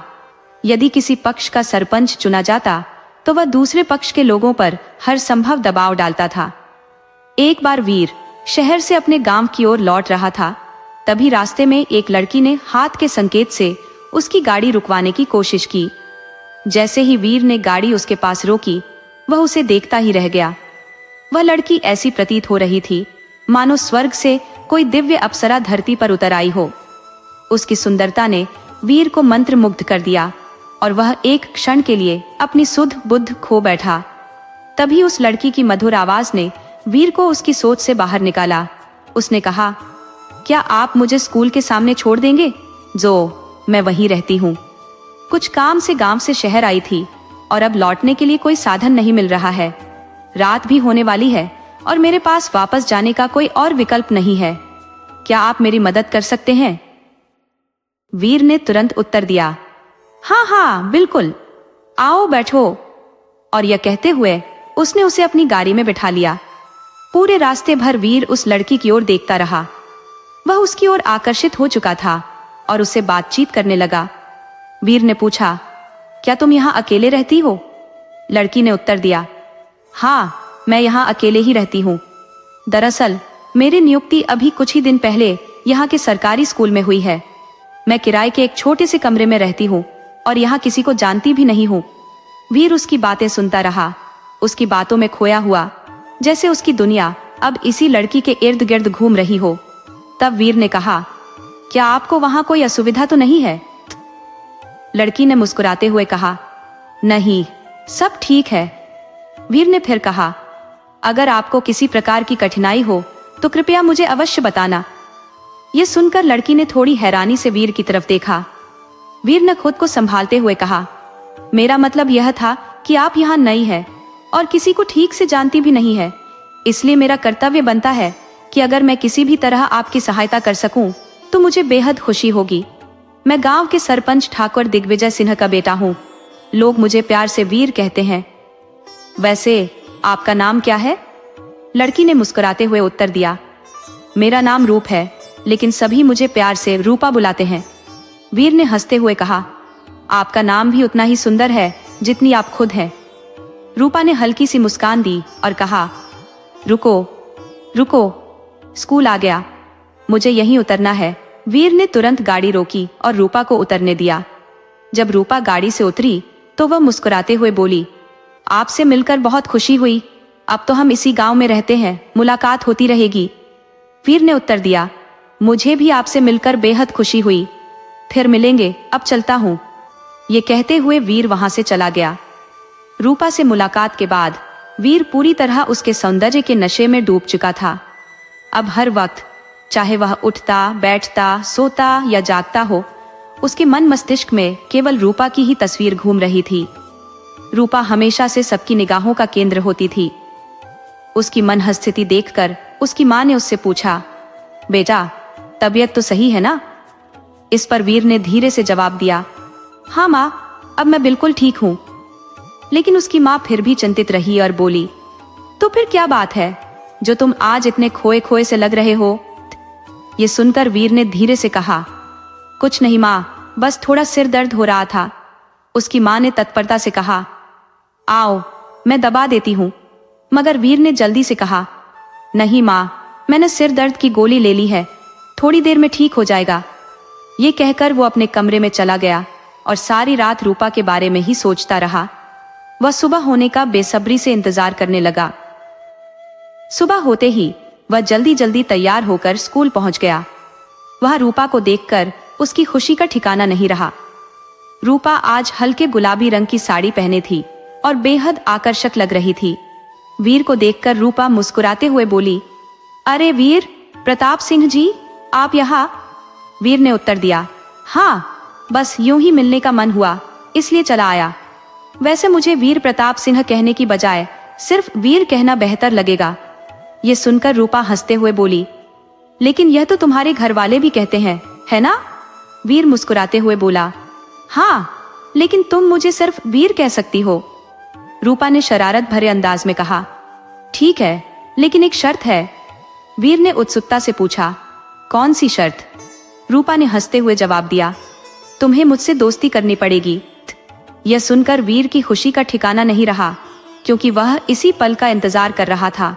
वह बोला, हाँ, क्यों नहीं, आज से हम दोनों अच्छे दोस्त हैं। तुम अपनी हर समस्या मुझसे साझा कर सकती हो।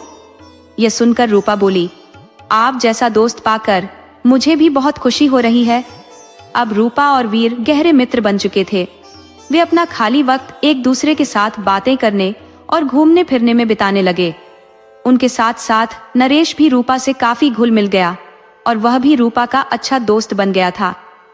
एक दिन वीर ने हिम्मत जुटाकर रूपा से अपने प्रेम का इजहार किया और शादी का प्रस्ताव रखा। इस पर रूपा कुछ देर तक चुप रही और फिर बोली, वीर, हमारी शादी संभव नहीं है। वीर ने हैरानी से पूछा, क्यों? रूपा ने उदासी भरी आवाज में कहा, वीर, तुम एक रईस खानदान से हो, जबकि मैं अनाथ और बेहद गरीब हूँ। इस दुनिया में मेरा कोई नहीं है। मुझसे विवाह करने पर तुम्हें और तुम्हारे परिवार को शर्मिंदगी और अपमान का सामना करना पड़ेगा। लोग तुम्हारी आलोचना करेंगे और तुमसे तमाम सवाल पूछेंगे। तुम्हें मुझसे कहीं बेहतर और प्रतिष्ठित घराने की लड़की मिल सकती है। रूपा ने उदासी से कहा। यह सुनकर वीर ने दृढ़ता से कहा, रूपा, मैं केवल तुमसे प्रेम करता हूँ और तुमसे ही विवाह करूंगा। मुझे इन दुनियावी बातों से कोई फर्क नहीं पड़ता। ये कहकर वीर वहां से चला गया और अपने माता पिता से जाकर सारी बात बताई। पहले तो यह सुनकर दिग्विजय सिंह और रणविजय सिंह बहुत नाराज हुए। वे बोले, तो उस मास्टरनी के साथ जैसा चाहे वैसा कर सकता है, लेकिन उसे हम अपने घर की बहू कभी नहीं बना सकते। पर वीर अडिग था। उसने साफ कह दिया, मैं शादी करूंगा तो केवल रूपा से, क्योंकि मैं उसी से प्रेम करता हूं। वीर की मां मैना देवी ने अपने पति और रणविजय को समझाया, जिसके बाद वे अनिच्छा से मान गए। वीर यह सुनकर बेहद खुश हुआ और अपने कमरे में चला गया। लेकिन दिग्विजय सिंह और रणविजय सिंह के मन में कुछ और ही योजना चल रही थी। वे रूपा जैसी अनाथ लड़की से वीर की शादी करवाकर जनता की सहानुभूति हासिल करना चाहते थे, जिससे वे सरपंच के चुनाव में जीत हासिल कर सके। उनकी योजना यह थी कि चुनाव से पहले वीर और रूपा की शादी करवा दी जाए, जिससे लोगों का ध्यान उनकी ओर जाए और वे वोट हासिल कर सके। उसके बाद वे किसी दुर्घटना का बहाना बनाकर रूपा को खत्म कर देंगे और कुछ समय बाद किसी प्रतिष्ठित घराने की लड़की से वीर का विवाह कर देंगे। रूपा इस साजिश से अनजान थी और वीर से विवाह की बात सुनकर खुशी से फूली नहीं समाई। उसे ऐसा लग रहा था जैसे उसकी मनोकामना पूरी हो गई हो। वह दिग्विजय सिंह और रणविजय सिंह के खतरनाक इरादों से बिल्कुल अनभिज्ञ थी। अगले दिन वीर रूपा को अपने परिवार से मिलाने के लिए घर लाया। रूपा को देखकर वीर की मां का दिल खुशी से भर गया। वह लगातार रूपा को देखती रही और उसकी सुंदरता की बलैया लेती रही। रूपा की सुंदरता ने दिग्विजय सिंह और रणविजय सिंह को भी स्तब्ध कर दिया। उन्हें ऐसा महसूस हो रहा था जैसे रूपा स्वर्ग से उतरी कोई अप्सरा हो। वीर के परिवार से मिलने के बाद रूपा को भीतर से एक अनकही खुशी का अनुभव हुआ। विशेषकर जब वह वीर की मां मैना से मिली तो उसके दिल में मां की कमी का एहसास उमड़ आया। उसकी आंखों में आंसू छलकने लगे। मैना ने तुरंत उसे देखा और स्नेह भरे स्वर में पूछा, क्या हुआ बेटी, तू क्यों रो रही है? रूपा ने रुंधे गले से कहा, आंटी जी, आपको देखकर आज मुझे मेरी माँ की बहुत याद आ गई। मैना ने उसके आंसू पोंछते हुए कहा, बेटी, आज से खुद को अनाथ मत समझना। मैं तेरी माँ हूँ और अब से मुझे आंटी नहीं माँ कहा कर। यह सुनकर रूपा ने खुद को रोक नहीं पाई और मैना के गले लग गई। इस दृश्य ने एक गहरी भावुकता का संचार कर दिया। अगले ही दिन ठाकुर दिग्विजय सिंह ने पूरे गांव के सामने अपने बेटे वीर और रूपा की शादी की घोषणा कर दी। ये सुनते ही गांव के लोग हैरत में पड़ गए। इतने प्रतिष्ठित परिवार का इकलौता बेटा एक अनाथ और गरीब लड़की से विवाह करेगा, ये बात सभी के लिए अप्रत्याशित थी। ठाकुर साहब के इस कदम की चर्चा हर तरफ थी। लोग उनकी दरिया दिली की प्रशंसा कर रहे थे। हालांकि जब यह खबर चौधरी सुमेर सिंह तक पहुंची तो उसके मन में गुस्से की लहर दौड़ गई। वह जानता था कि यह ठाकुर दिग्विजय सिंह की कोई नई चाल थी, चुनाव जीतने की। चौधरी सुमेर सिंह ने ठान लिया था कि वह इस चाल को सफल नहीं होने देगा। 2 दिन बाद वीर और रूपा की सगाई का मुहूर्त तय किया गया। पूरे गांव को आमंत्रण भेजा गया, जो एक असाधारण घटना थी, क्योंकि पहले कभी ठाकुर साहब या चौधरी सुमेर सिंह ने गांव वालों को इस तरह के आयोजनों में शामिल नहीं किया था। यहाँ तक कि सगाई के निमंत्रण में चौधरी सुमेर सिंह को भी बुलाया गया, जिसे पाकर वह दुविधा में पड़ गया। उसे समझ आ गया कि ठाकुर दिग्विजय सिंह उसे नीचा दिखाने के लिए यह सब कर रहे हैं। फिर भी सामाजिक बदनामी से बचने के लिए उसे इस आयोजन में जाना ही पड़ा। सगाई के दिन ठाकुर के घर पर चहल पहल का माहौल था। हर ओर सजावट की गई थी। मेहमानों का आना शुरू हो चुका था। मैना अपने बेटे की सगाई को लेकर फूली नहीं समा रही थी, हर कार्य में भाग ले रही थी। उसी समय चौधरी सुमेर सिंह अपने बेटे अमर सिंह के साथ सगाई में पहुंच गए। सगाई के भव्य आयोजन में ठाकुर दिग्विजय सिंह ने खास मेहमानों के लिए खास इंतजाम किए थे। मनोरंजन के लिए उन्होंने एक सपेरों के कबीले से नचनिया बुलवाई थी। गांव के पास ही एक कबीला बसता था, जहां सपेरे नाग पकड़ने, उनका विष निकालने और बेचने का काम करते थे। वहीं उनकी महिलाएं गांव के उत्सवों में नाच गाकर रोजी कमाती थी। गांव वाले उन्हें नचनिया कहकर बुलाते और इनके कबीले को नचनिया ओखा का कबीला के नाम से जाना जाता था। ये महिलाएं अपने परिवार का पेट पालने के लिए अपनी कला का प्रदर्शन करती, लेकिन गांव के बड़े लोग इनका अक्सर दुरुपयोग करते। वे नाच के बहाने इनसे छेड़छाड़ और शोषण करने से बाज नहीं आते। इस कबीले की एक प्रसिद्ध नचनिया थी बिजली, जो अपने नशीले नृत्य और आकर्षक अदाओं के लिए मशहूर थी। उसके नाचने की कला ने पूरे गांव को मंत्रमुग्ध कर रखा था और लोग दांतों तले उंगली दबाने को मजबूर हो जाते थे। इस बार भी ठाकुर दिग्विजय सिंह ने बिजली को विशेष रूप से आमंत्रित किया था। पंचायत के सभी लोग लजीज खाने और नचनियों के डांस का भरपूर आनंद ले रहे थे। गांव के लोग ठाकुर साहब की दरिया दिली और उनकी व्यवस्था की प्रशंसा करते नहीं थक रहे थे। ठाकुर साहब यह सब देखकर मन ही मन मुस्कुरा रहे थे, क्योंकि उनका उद्देश्य भी यही था, अपने बड़प्पन को साबित करना। चौधरी सुमेर सिंह यह सब देखकर अंदर ही अंदर जल रहे थे।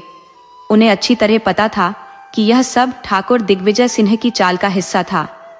रूपा और वीर की सगाई विधिपूर्वक संपन्न हो गई थी और शादी की तारीख सगाई के 2 महीने बाद, चुनाव से ठीक 10 दिन पहले तय की गई थी। ठाकुर दिग्विजय सिंह ने गांव वालों के सामने चौधरी सुमेर सिंह के साथ सम्मान पूर्वक व्यवहार किया और सार्वजनिक रूप से उसे गले भी लगाया। सभी गांव वाले ठाकुर साहब के इस शिष्टाचार की तारीफ कर रहे थे, लेकिन चौधरी सुमेर सिंह समझ रहे थे कि यह भी एक चाल है। सगाई की रस्म पूरी होने और मेहमानों के खाने पीने की व्यवस्था के बाद चौधरी सुमेर सिंह अपने बेटे अमर सिंह के साथ घर लौट आए। वह बेहद नाराज थे, क्योंकि उन्हें लग रहा था कि दिग्विजय सिंह ने सबके सामने उन्हें नीचा दिखाने की कोशिश की है। उनके मन में प्रतिशोध की ज्वाला जल उठी थी। वह सोच रहे थे, मैं दिग्विजय सिंह से इस अपमान का बदला जरूर लूंगा और उसकी चाल कभी कामयाब नहीं होने दूंगा। सगाई के 2 दिन बाद ही चौधरी सुमेर सिंह के पोते का जन्मदिन था, जिसे उन्होंने एक भव्य भोज के रूप में मनाने का निर्णय लिया। गांव के सभी लोग उनके आमंत्रण पर वहां इकट्ठे हुए, जिसमें ठाकुर दिग्विजय सिंह और उनका परिवार भी शामिल था। ठाकुर दिग्विजय सिंह और उनके भाई रणविजय सिंह ये जानते हुए मुस्कुरा रहे थे कि चौधरी सुमेर सिंह ने ये सब केवल इसलिए किया था ताकि वह खुद को गांव वालों के सामने ऊंचा दिखा सके। चौधरी सुमेर सिंह ने भी मनोरंजन के लिए वही नचनिया बुलवाई, जिसमें बिजली का नृत्य मुख्य आकर्षण था। उन्होंने गांव के हर व्यक्ति को गले लगाया और दिखावे के तौर पर गरीबों की मदद करने का आश्वासन दिया। यह सब कुछ दिखावा था, क्योंकि उनका असली उद्देश्य केवल दिग्विजय सिंह से बेहतर दिखना था। दिग्विजय सिंह अपने परिवार और भाई रणविजय सिंह के साथ इस आयोजन में शरीक हुए, लेकिन कार्यक्रम समाप्त होने के बाद लौटते समय उनकी गाड़ी का संतुलन बिगड़ गया और एक पहाड़ी से टकराकर गहरी खाई में जा गिरी। इस हादसे में रणविजय सिंह की दर्दनाक मौत हो गई, जबकि दिग्विजय सिंह एक पेड़ से लटककर गंभीर रूप से घायल हो गए। अस्पताल में उन्हें बचाने के लिए डॉक्टरों को उनका एक हाथ और एक पैर काटना पड़ा।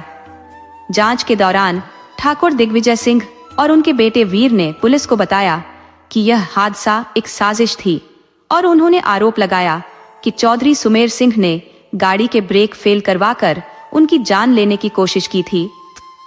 इस आरोप के आधार पर पुलिस ने सुमेर सिंह को हिरासत में लिया और उनसे कड़ी पूछताछ की गई, लेकिन चौधरी सुमेर सिंह ने इन आरोपों को पूरी तरह से निराधार बताते हुए कहा कि उन्हें इस घटना से कोई लेना देना नहीं है। उन्होंने यह भी कहा कि उन्हें खुद नहीं मालूम कि गाड़ी के ब्रेक कैसे फेल हुए। पूरी स्थिति चौधरी सुमेर सिंह के लिए भी उतनी ही हैरान करने वाली थी। ठोस सबूतों की कमी के कारण पुलिस ने चौधरी सुमेर सिंह को जमानत पर रिहा कर दिया। कुछ समय बाद ठाकुर दिग्विजय सिंह को भी अस्पताल से छुट्टी दे दी गई। अब वो बैसाखियों के सहारे चलने में सक्षम हो चुके थे, लेकिन उनका रोजमर्रा का जीवन बुरी तरह प्रभावित था। उनके दैनिक कार्य जैसे नहाना, धोना और खाना सब उनकी पत्नी द्वारा करवाए जाते थे, क्योंकि उनका जो एक सही सलामत हाथ बचा था वह भी उल्टा था, जिससे वह किसी भी काम को आसानी से नहीं कर पाते थे। रणविजय सिंह की मौत ने ठाकुर दिग्विजय सिंह को भीतर से पूरी तरह तोड़ दिया था। इस हादसे के बाद उन्होंने रूपा और वीर की शादी की तारीख भी टाल दी। इस दुखद घटना के बाद गांव वालों की पूरी सहानुभूति ठाकुर दिग्विजय सिंह के साथ थी। लोगों को मन ही मन यह शक भी था कि इस दुर्घटना के पीछे कहीं न कहीं चौधरी सुमेर सिंह का हाथ हो सकता है। घटना को बीते हुए 2 महीने हो गए थे और सरपंच चुनाव का दिन आ गया था। पूरे गांव ने एकजुट होकर अपना मत ठाकुर दिग्विजय सिंह को दिया और वह भारी मतों से विजयी हुए। हालांकि इस जीत की उन्हें जरा भी खुशी नहीं थी। जिस जीत का जश्न वह पहले धूमधाम से मनाते, आज उसी जीत ने उन्हें निहसंग कर दिया था, क्योंकि उनका छोटा भाई रणविजय सिंह अब उनके साथ नहीं था। चुनाव के 2 दिन बाद ही एक सुबह जब गांव का एक व्यक्ति खेतों में गया तो उसने नरेश की लाश देखी। यह खबर पूरे गांव में आग की तरह फैल गई। नरेश के पिता जगजीवन राम, वीर और अन्य गांव वाले तुरंत वहां पहुंचे। नरेश की लाश गांव के एक खेत में पड़ी थी। उसके सिर पर एक बड़ा पत्थर मारकर उसे मौत के घाट उतारा गया था। उसके शरीर पर खून के निशान थे और यह दृश्य सभी के लिए बेहद दर्दनाक था। नरेश के पिता अपने बेटे की लाश से लिपटकर फूट फूट कर रोने लगे। नरेश ही उनका अंतिम सहारा था, खासकर उनकी पत्नी की मौत के बाद। गांव के लोग स्तब्ध थे और यह सोच रहे थे कि नरेश आखिर रात में खेत में क्या करने आया होगा। उसकी हत्या ने पूरे गांव को सदमे में डाल दिया। बहुत से लोग यह मान रहे थे कि नरेश की मौत के पीछे भी चौधरी सुमेर सिंह का हाथ हो सकता है। शायद चुनाव में हार का गुस्सा निकालने के लिए उन्होंने नरेश की हत्या करवा दी हो। किसी अज्ञात व्यक्ति ने पुलिस को सूचना दी और कुछ ही देर में पुलिस नरेश की लाश को कब्जे में लेकर पोस्टमार्टम के लिए भेजने पहुंच गई। शक के आधार पर पुलिस ने चौधरी सुमेर सिंह और उसके बेटे अमर सिंह को हिरासत में लेकर कड़ी पूछताछ की। हालांकि इस बार भी पुलिस के हाथ उनके खिलाफ कोई ठोस सुराग नहीं लगा। बाप बेटे दोनों ने नरेश की हत्या से साफ इनकार कर दिया। चौधरी सुमेर सिंह ने गुस्से में कहा, तुम सबको क्यों लगता है कि चुनाव में हार के कारण मैंने गुस्से में यह हत्या करवाई होगी? यह सरासर गलत है। मानता हूँ कि मुझे हार से काफी निराशा हुई, लेकिन इसका मतलब ये नहीं कि मैं किसी की जान लूं। पिछली बार जब मैं चुनाव हारा था तब भी किसी की जान नहीं ली, फिर अब क्यों लूंगा? कोई मेरे खिलाफ साजिश रच रहा है, मुझे बदनाम करने की कोशिश कर रहा है। पुलिस ने हर संभव कोशिश की, मगर उन्हें कोई पुख्ता सबूत नहीं मिला। आखिरकार चेतावनी देकर उन्हें छोड़ दिया गया कि पुलिस की नजर हमेशा उन पर बनी रहेगी, इसलिए कोई चालाकी करने की कोशिश न करें। ठाकुर दिग्विजय सिंह को यकीन था कि नरेश की हत्या में चौधरी सुमेर सिंह का ही हाथ है। इस ख्याल ने उन्हें आक्रोशित कर दिया। वीर, जो नरेश का सबसे करीबी दोस्त था, उसकी हत्या से टूट चुका था। रूपा ने वीर को संभालने और हिम्मत देने की कोशिश की, लेकिन वीर के दुख का कोई मोड़ नहीं था। पुलिस के पास अब कोई ठोस दिशा नहीं थी। वे लगातार जांच पड़ताल कर रहे थे, लेकिन न तो ठाकुर रणविजय की हत्या के कातिल का सुराग मिल रहा था, न ही उस हमले का जिसने ठाकुर दिग्विजय सिंह को अपाहिज बना दिया और अब नरेश की हत्या भी कर दी।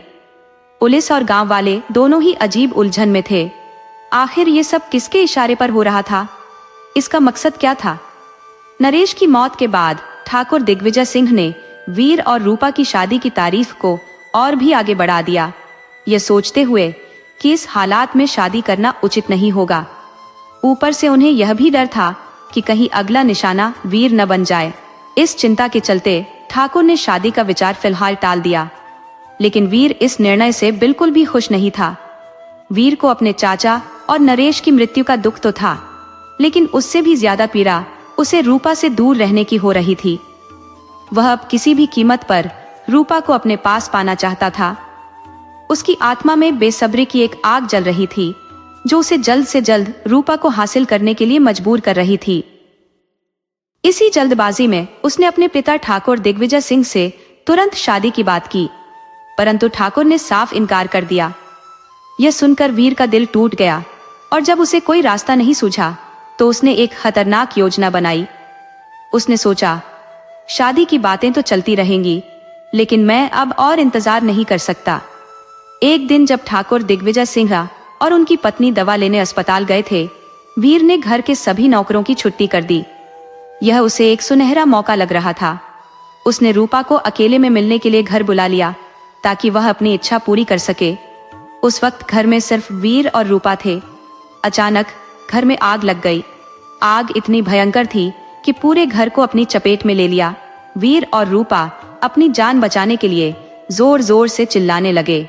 उनकी चीखें सुनकर गांव वाले इकट्ठे हो गए।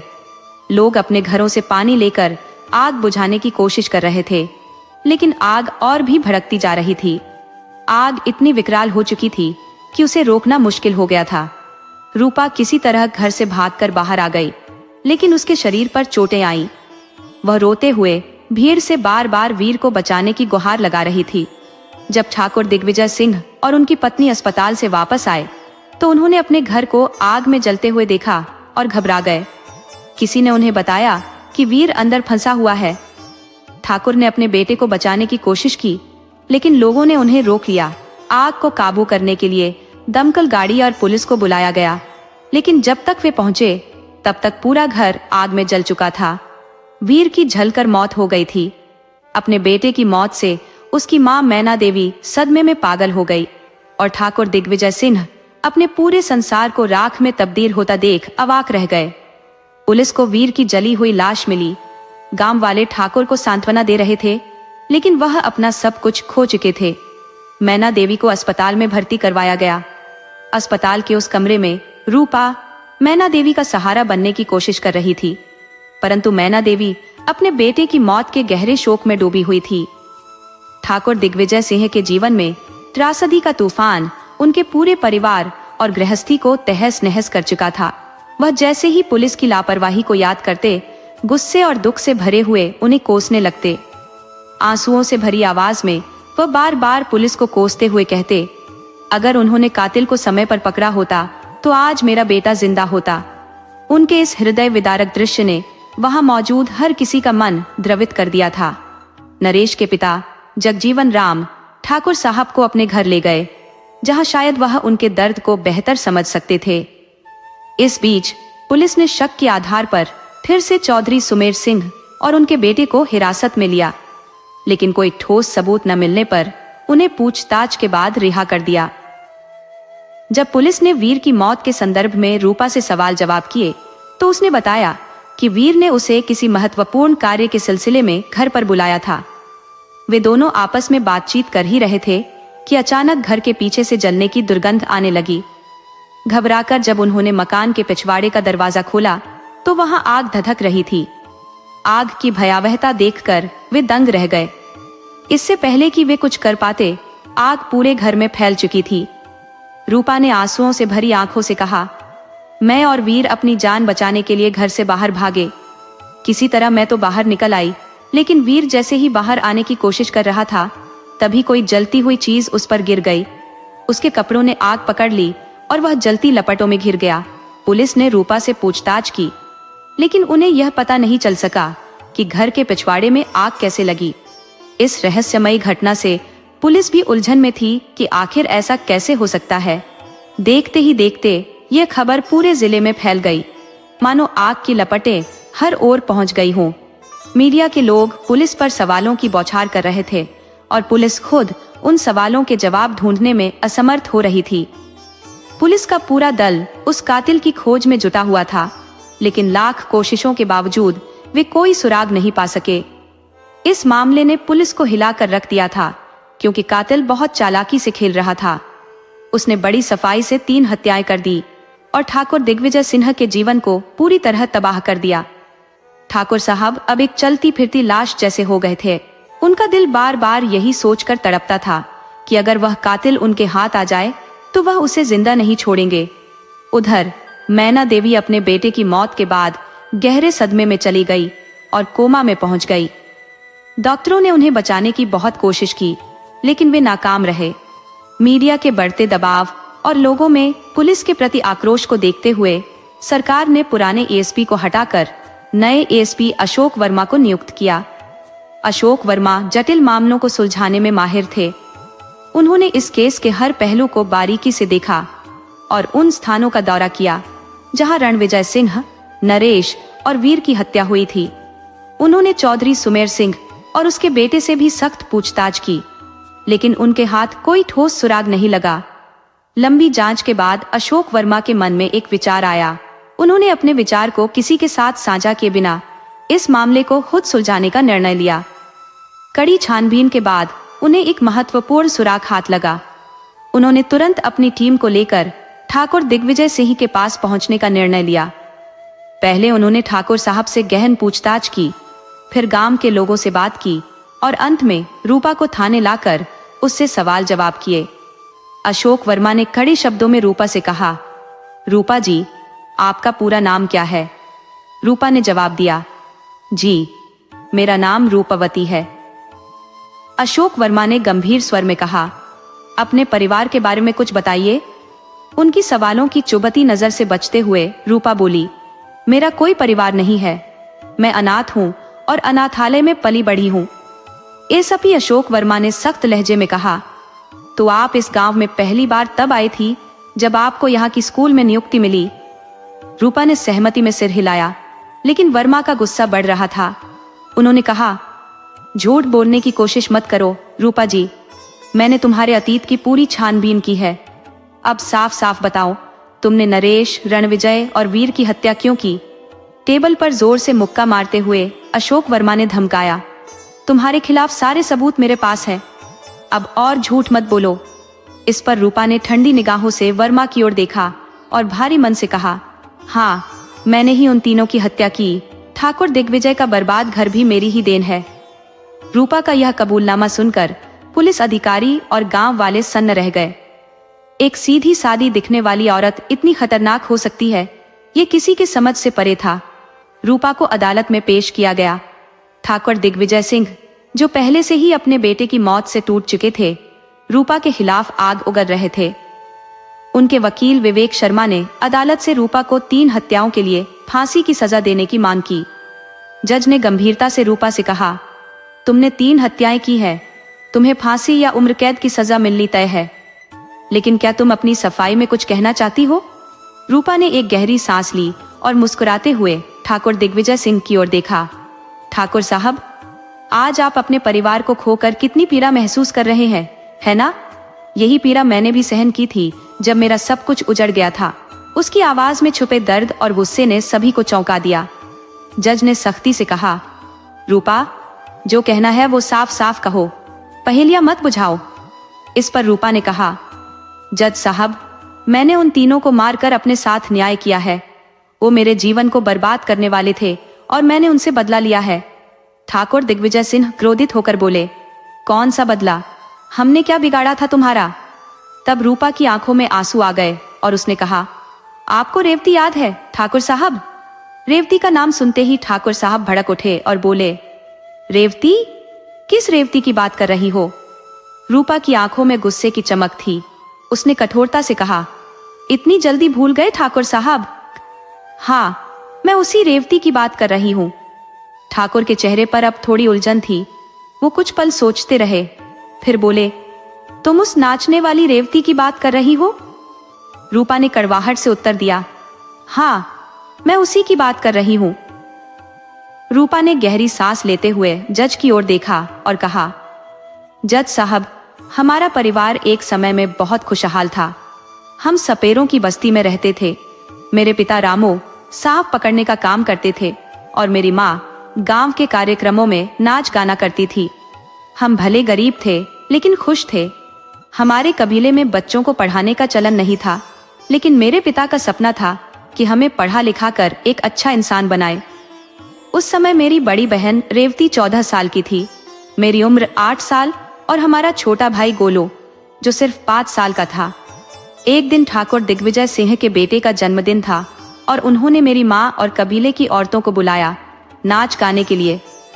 मेरी माँ और बाकी औरतें वहां गई और कार्यक्रम में नाच गाना किया, लेकिन ठाकुर की निगाहें मेरी माँ की खूबसूरती पर गड़ी थी। उसकी नीयत खराब हो गई और उसने मेरी माँ के साथ गलत हरकत करने की कोशिश की। रूपा की आंखों में गुस्से और दर्द का समंदर था। उसने भारी स्वर में कहा, लेकिन मेरी माँ ने विरोध किया और अपमानित होकर वापस कबीले लौट आई। उन्होंने सारी घटना मेरे पिता को बताई और मेरे पिता को इस घटना से बहुत क्रोध आया। ठाकुर दिग्विजय सिंह ने अपनी हवेली वापस बुलाने के लिए कुछ आदमी भेजे, पर मेरी माँ ने उनके साथ जाने से साफ इनकार कर दिया। उनके इस इनकार से गुस्से में बौखलाए ठाकुर दिग्विजय अपने भाई रणविजय और कुछ गुंडों के साथ हमारे कबीले पर धावा बोल दिया। वहां पहुंचकर उन्होंने मेरी माँ से जबरदस्ती करने की कोशिश की। जब मेरे पिता ने उनका विरोध किया तो उन लोगों ने उन्हें तब तक बेरहमी से डंडों से पीटा जब तक उनका दम न निकल गया। मेरे छोटे मासूम भाई गोलू ने जब देखा कि पिता को निर्दयता से मारा जा रहा है, वह बिलखते हुए उनके पास जाकर उनसे चिपक गया, लेकिन इन दरिंदों ने उसके मासूम होने की भी परवाह नहीं की। उन बेदर्दों ने उसे भी पीट पीट कर मौत के घाट उतार दिया। हम दोनों बहनें, मैं और मेरी बड़ी बहन रेवती, कोने में खड़ी होकर डर से थरथराती हुई यह पूरा भयावह दृश्य देख रही थी। ठाकुर दिग्विजय और उनके भाई ने इसके बाद मेरी माँ के साथ जबरदस्ती की कोशिश की। अपनी इज्जत बचाने के लिए माँ ने पास पड़ा एक चाकू उठाकर अपने पेट में घोंप लिया और वहीं आत्महत्या कर ली। कबीले के लोग सब कुछ चुपचाप देखते रहे, मगर डर के मारे कोई हमारी मदद के लिए आगे नहीं आया। ठाकुर दिग्विजय सिंह और उनके भाई की वहशियत ने मेरा हंसता खेलता परिवार मिट्टी में मिला दिया था। हम इतने डरे हुए थे कि पुलिस में शिकायत दर्ज कराने की हिम्मत भी नहीं कर सके। मेरी दादी ने मुझे एक गांव के शिक्षक की मदद से अनाथ आश्रम भेज दिया, जबकि मेरी बहन किसी तरह अपनी जिंदगी के दिनों को गुजार रही थी। लेकिन दुर्भाग्य ने पीछा नहीं छोड़ा। ठाकुर दिग्विजय के बेटे वीर और उसके दोस्त नरेश की नजर एक दिन मेरी बहन पर पड़ी और उनकी नीयत बिगड़ गई। उन्होंने मेरी बहन का अपहरण कर लिया। उसके साथ दरिंदगी करने के बाद उन दरिंदों ने उसकी गला दबाकर हत्या कर दी। जब उनसे भी मन नहीं भरा तो उन दुष्टों ने मिट्टी का तेल छिड़क कर उसे जला दिया। इस विभत्स घटना को सहन न कर पाने के कारण मेरी दादी भी सदमे में चल बसी। अब मेरी दुनिया में कोई नहीं बचा था। ये सब जानकर भी मैं उस गांव वापस नहीं जा पाई, परंतु मन में बदले की आग जलने लगी। मैंने कसम खाई थी कि जिस तरह ठाकुर दिग्विजय सिंह ने मेरे परिवार को बर्बाद किया है, वैसे ही मैं उनके परिवार को तबाह करूंगी। किस्मत का खेल ऐसा था कि मेरी नौकरी उसी गांव में लग गई। मेरा काम और भी आसान हो गया। जब मैं 9 साल की थी, उस समय इस गांव से अनाथ आश्रम गई थी, इसलिए इतने साल बाद कोई भी मुझे पहचान नहीं पाया। मैंने सबसे पहले उनके बेटे वीर को अपने मोहपाश में फंसाया। उस दिन जब चौधरी सुमेर के पोते के जन्मदिन से लौट रहे थे, मैंने पहले ही मौका देखकर उनकी गाड़ी का ब्रेक फेल कर दिया था। लेकिन किस्मत ने शायद ठाकुर दिग्विजय सिंह को बचा लिया। मुझे समझ नहीं आया ये कैसे हो गया। फिर जैसे वीर को अपने मोहजाल में फंसाया था, वैसे ही नरेश को भी अपने प्रेम के छलावे में फंसा लिया। उसे विश्वास दिलाया कि मेरा प्रेम वीर से नहीं बल्कि उससे है। इसी धोखे का फायदा उठाते हुए उसे एक रात खेत में मिलने बुलाया और समय देखकर उसकी हत्या कर दी। मेरा इरादा तबाही का था, खासकर उस भीड़ से बदला लेना जिसने मेरे जीवन को बर्बाद किया था। एक दिन वीर ने मुझे अपने घर बुलाया और मैंने चाय बनाने का बहाना किया। जैसे ही मैं रसोई में गई, मैंने गैस सिलेंडर के पाइप को खोल दिया, जिससे पूरे घर में आग फैल गई। मेरी योजना के मुताबिक मैं घर से सुरक्षित बाहर निकल आई, लेकिन वीर आग में फंसकर बाहर नहीं आ सका। उसकी वहीं मौत हो गई। मेरी प्रतिशोध की आग बुझ गई थी। मैंने ठाकुर दिग्विजय सिंह के परिवार को बर्बाद कर दिया, जैसे उन्होंने मेरे परिवार को तबाह किया था। रूपा की इस कथा को सुनकर वहां मौजूद सभी लोग स्तब्ध और दुखी थे। उन्हें समझ आ रहा था कि रूपा के साथ कितना बड़ा अन्याय हुआ था। जज ने काफी सोच विचार के बाद कहा, हाँ रूपा, तुम्हारी बातों को सुनने के बाद यह समझ में आता है कि तुमने बदले की आग में जलकर यह कदम उठाया है। इस अदालत का निर्णय है कि तुम्हें 10 साल की कारावास की सजा सुनाई जाती है और 10 वर्षों की लंबी प्रतीक्षा के बाद आज रूपा के जीवन में स्वतंत्रता का दिन था। जेल के फाटक से बाहर कदम रखते ही उसकी निगाहें विनय पर पड़ी, जो उसे देखने के लिए वहां खड़ा था। विनय उसके स्कूल और कॉलेज का साथी था, जिसने उसे हमेशा से पसंद किया और गहरे प्रेम से देखा। विनय को सामने देखकर रूपा ने बिना कोई प्रतिक्रिया दिए दूर जाने की कोशिश की, लेकिन तभी विनय की आवाज ने उसे ठिठका दिया। मुस्कुराते हुए विनय पास आकर बोला, काफी इंतजार कराया तुमने, और जब वह खत्म हुआ तो तुम यूं ही निकल रही हो। इस पर रूपा की आंखों में हैरानी और जिज्ञासा झलक उठी। विनय ने उसके कंधे पर हल्का सा हाथ रखकर कहा, रूपा, मैं तुम्हें इस दुनिया की तरह गलत नहीं मानता। अगर मैं तुम्हारी जगह होता तो शायद मैं भी वही करता जो तुमने किया। इन 10 सालों से मैंने तुम्हारे लौटने का बेसब्री से इंतजार किया है। आज वो इंतजार खत्म हो गया है। रूपा, मैं पहले भी तुमसे उतना ही प्यार करता था जितना आज करता हूँ। क्या अब तुम मेरा साथ दोगी? इस दुनिया में मेरे पास कोई और नहीं है और तुम भी यह जानती हो। जैसे तुम अनाथ हो वैसे ही मैं भी। अगर तुम मेरे साथ रहोगी तो मेरे जीवन को एक उद्देश्य मिलेगा। रूपा ने हिचकिचाते हुए कहा। लेकिन विनय ने उसे बीच में ही रोकते हुए दृढ़ता से कहा, कोई लेकिन नहीं रूपा, मेरा सवाल सीधा है, क्या तुम मेरे साथ चलोगी जीवन भर के लिए? उसने अपने हाथ को उसकी ओर बढ़ाते हुए कहा, गुवाहाटी में मुझे एक बड़ी कंपनी में मैनेजर के रूप में नौकरी मिली है। हम वहां एक नई दुनिया बसाएंगे, यहाँ से बहुत दूर। क्या तुम मेरे साथ रहोगी? इस पर रूपा की आंखों में आंसू छलक आए। वह हल्की सी मुस्कुराई और बिना किसी और सवाल के उसने विनय के हाथ को थाम लिया। उसकी उंगलियों में मजबूती से अपनी उंगलियां फंसाकर वह उसे गले से लग गई। दोनों ने एक नई यात्रा शुरू की, एक नई दुनिया की तलाश में। कुछ समय बाद विनय और रूपा ने विवाह कर लिया और 1 साल बाद उनके घर एक प्यारी सी बेटी का जन्म हुआ। अब वे दोनों अपने बच्चे के साथ खुशी खुशी जीवन बिता रहे थे, नए सपनों और उम्मीदों के साथ।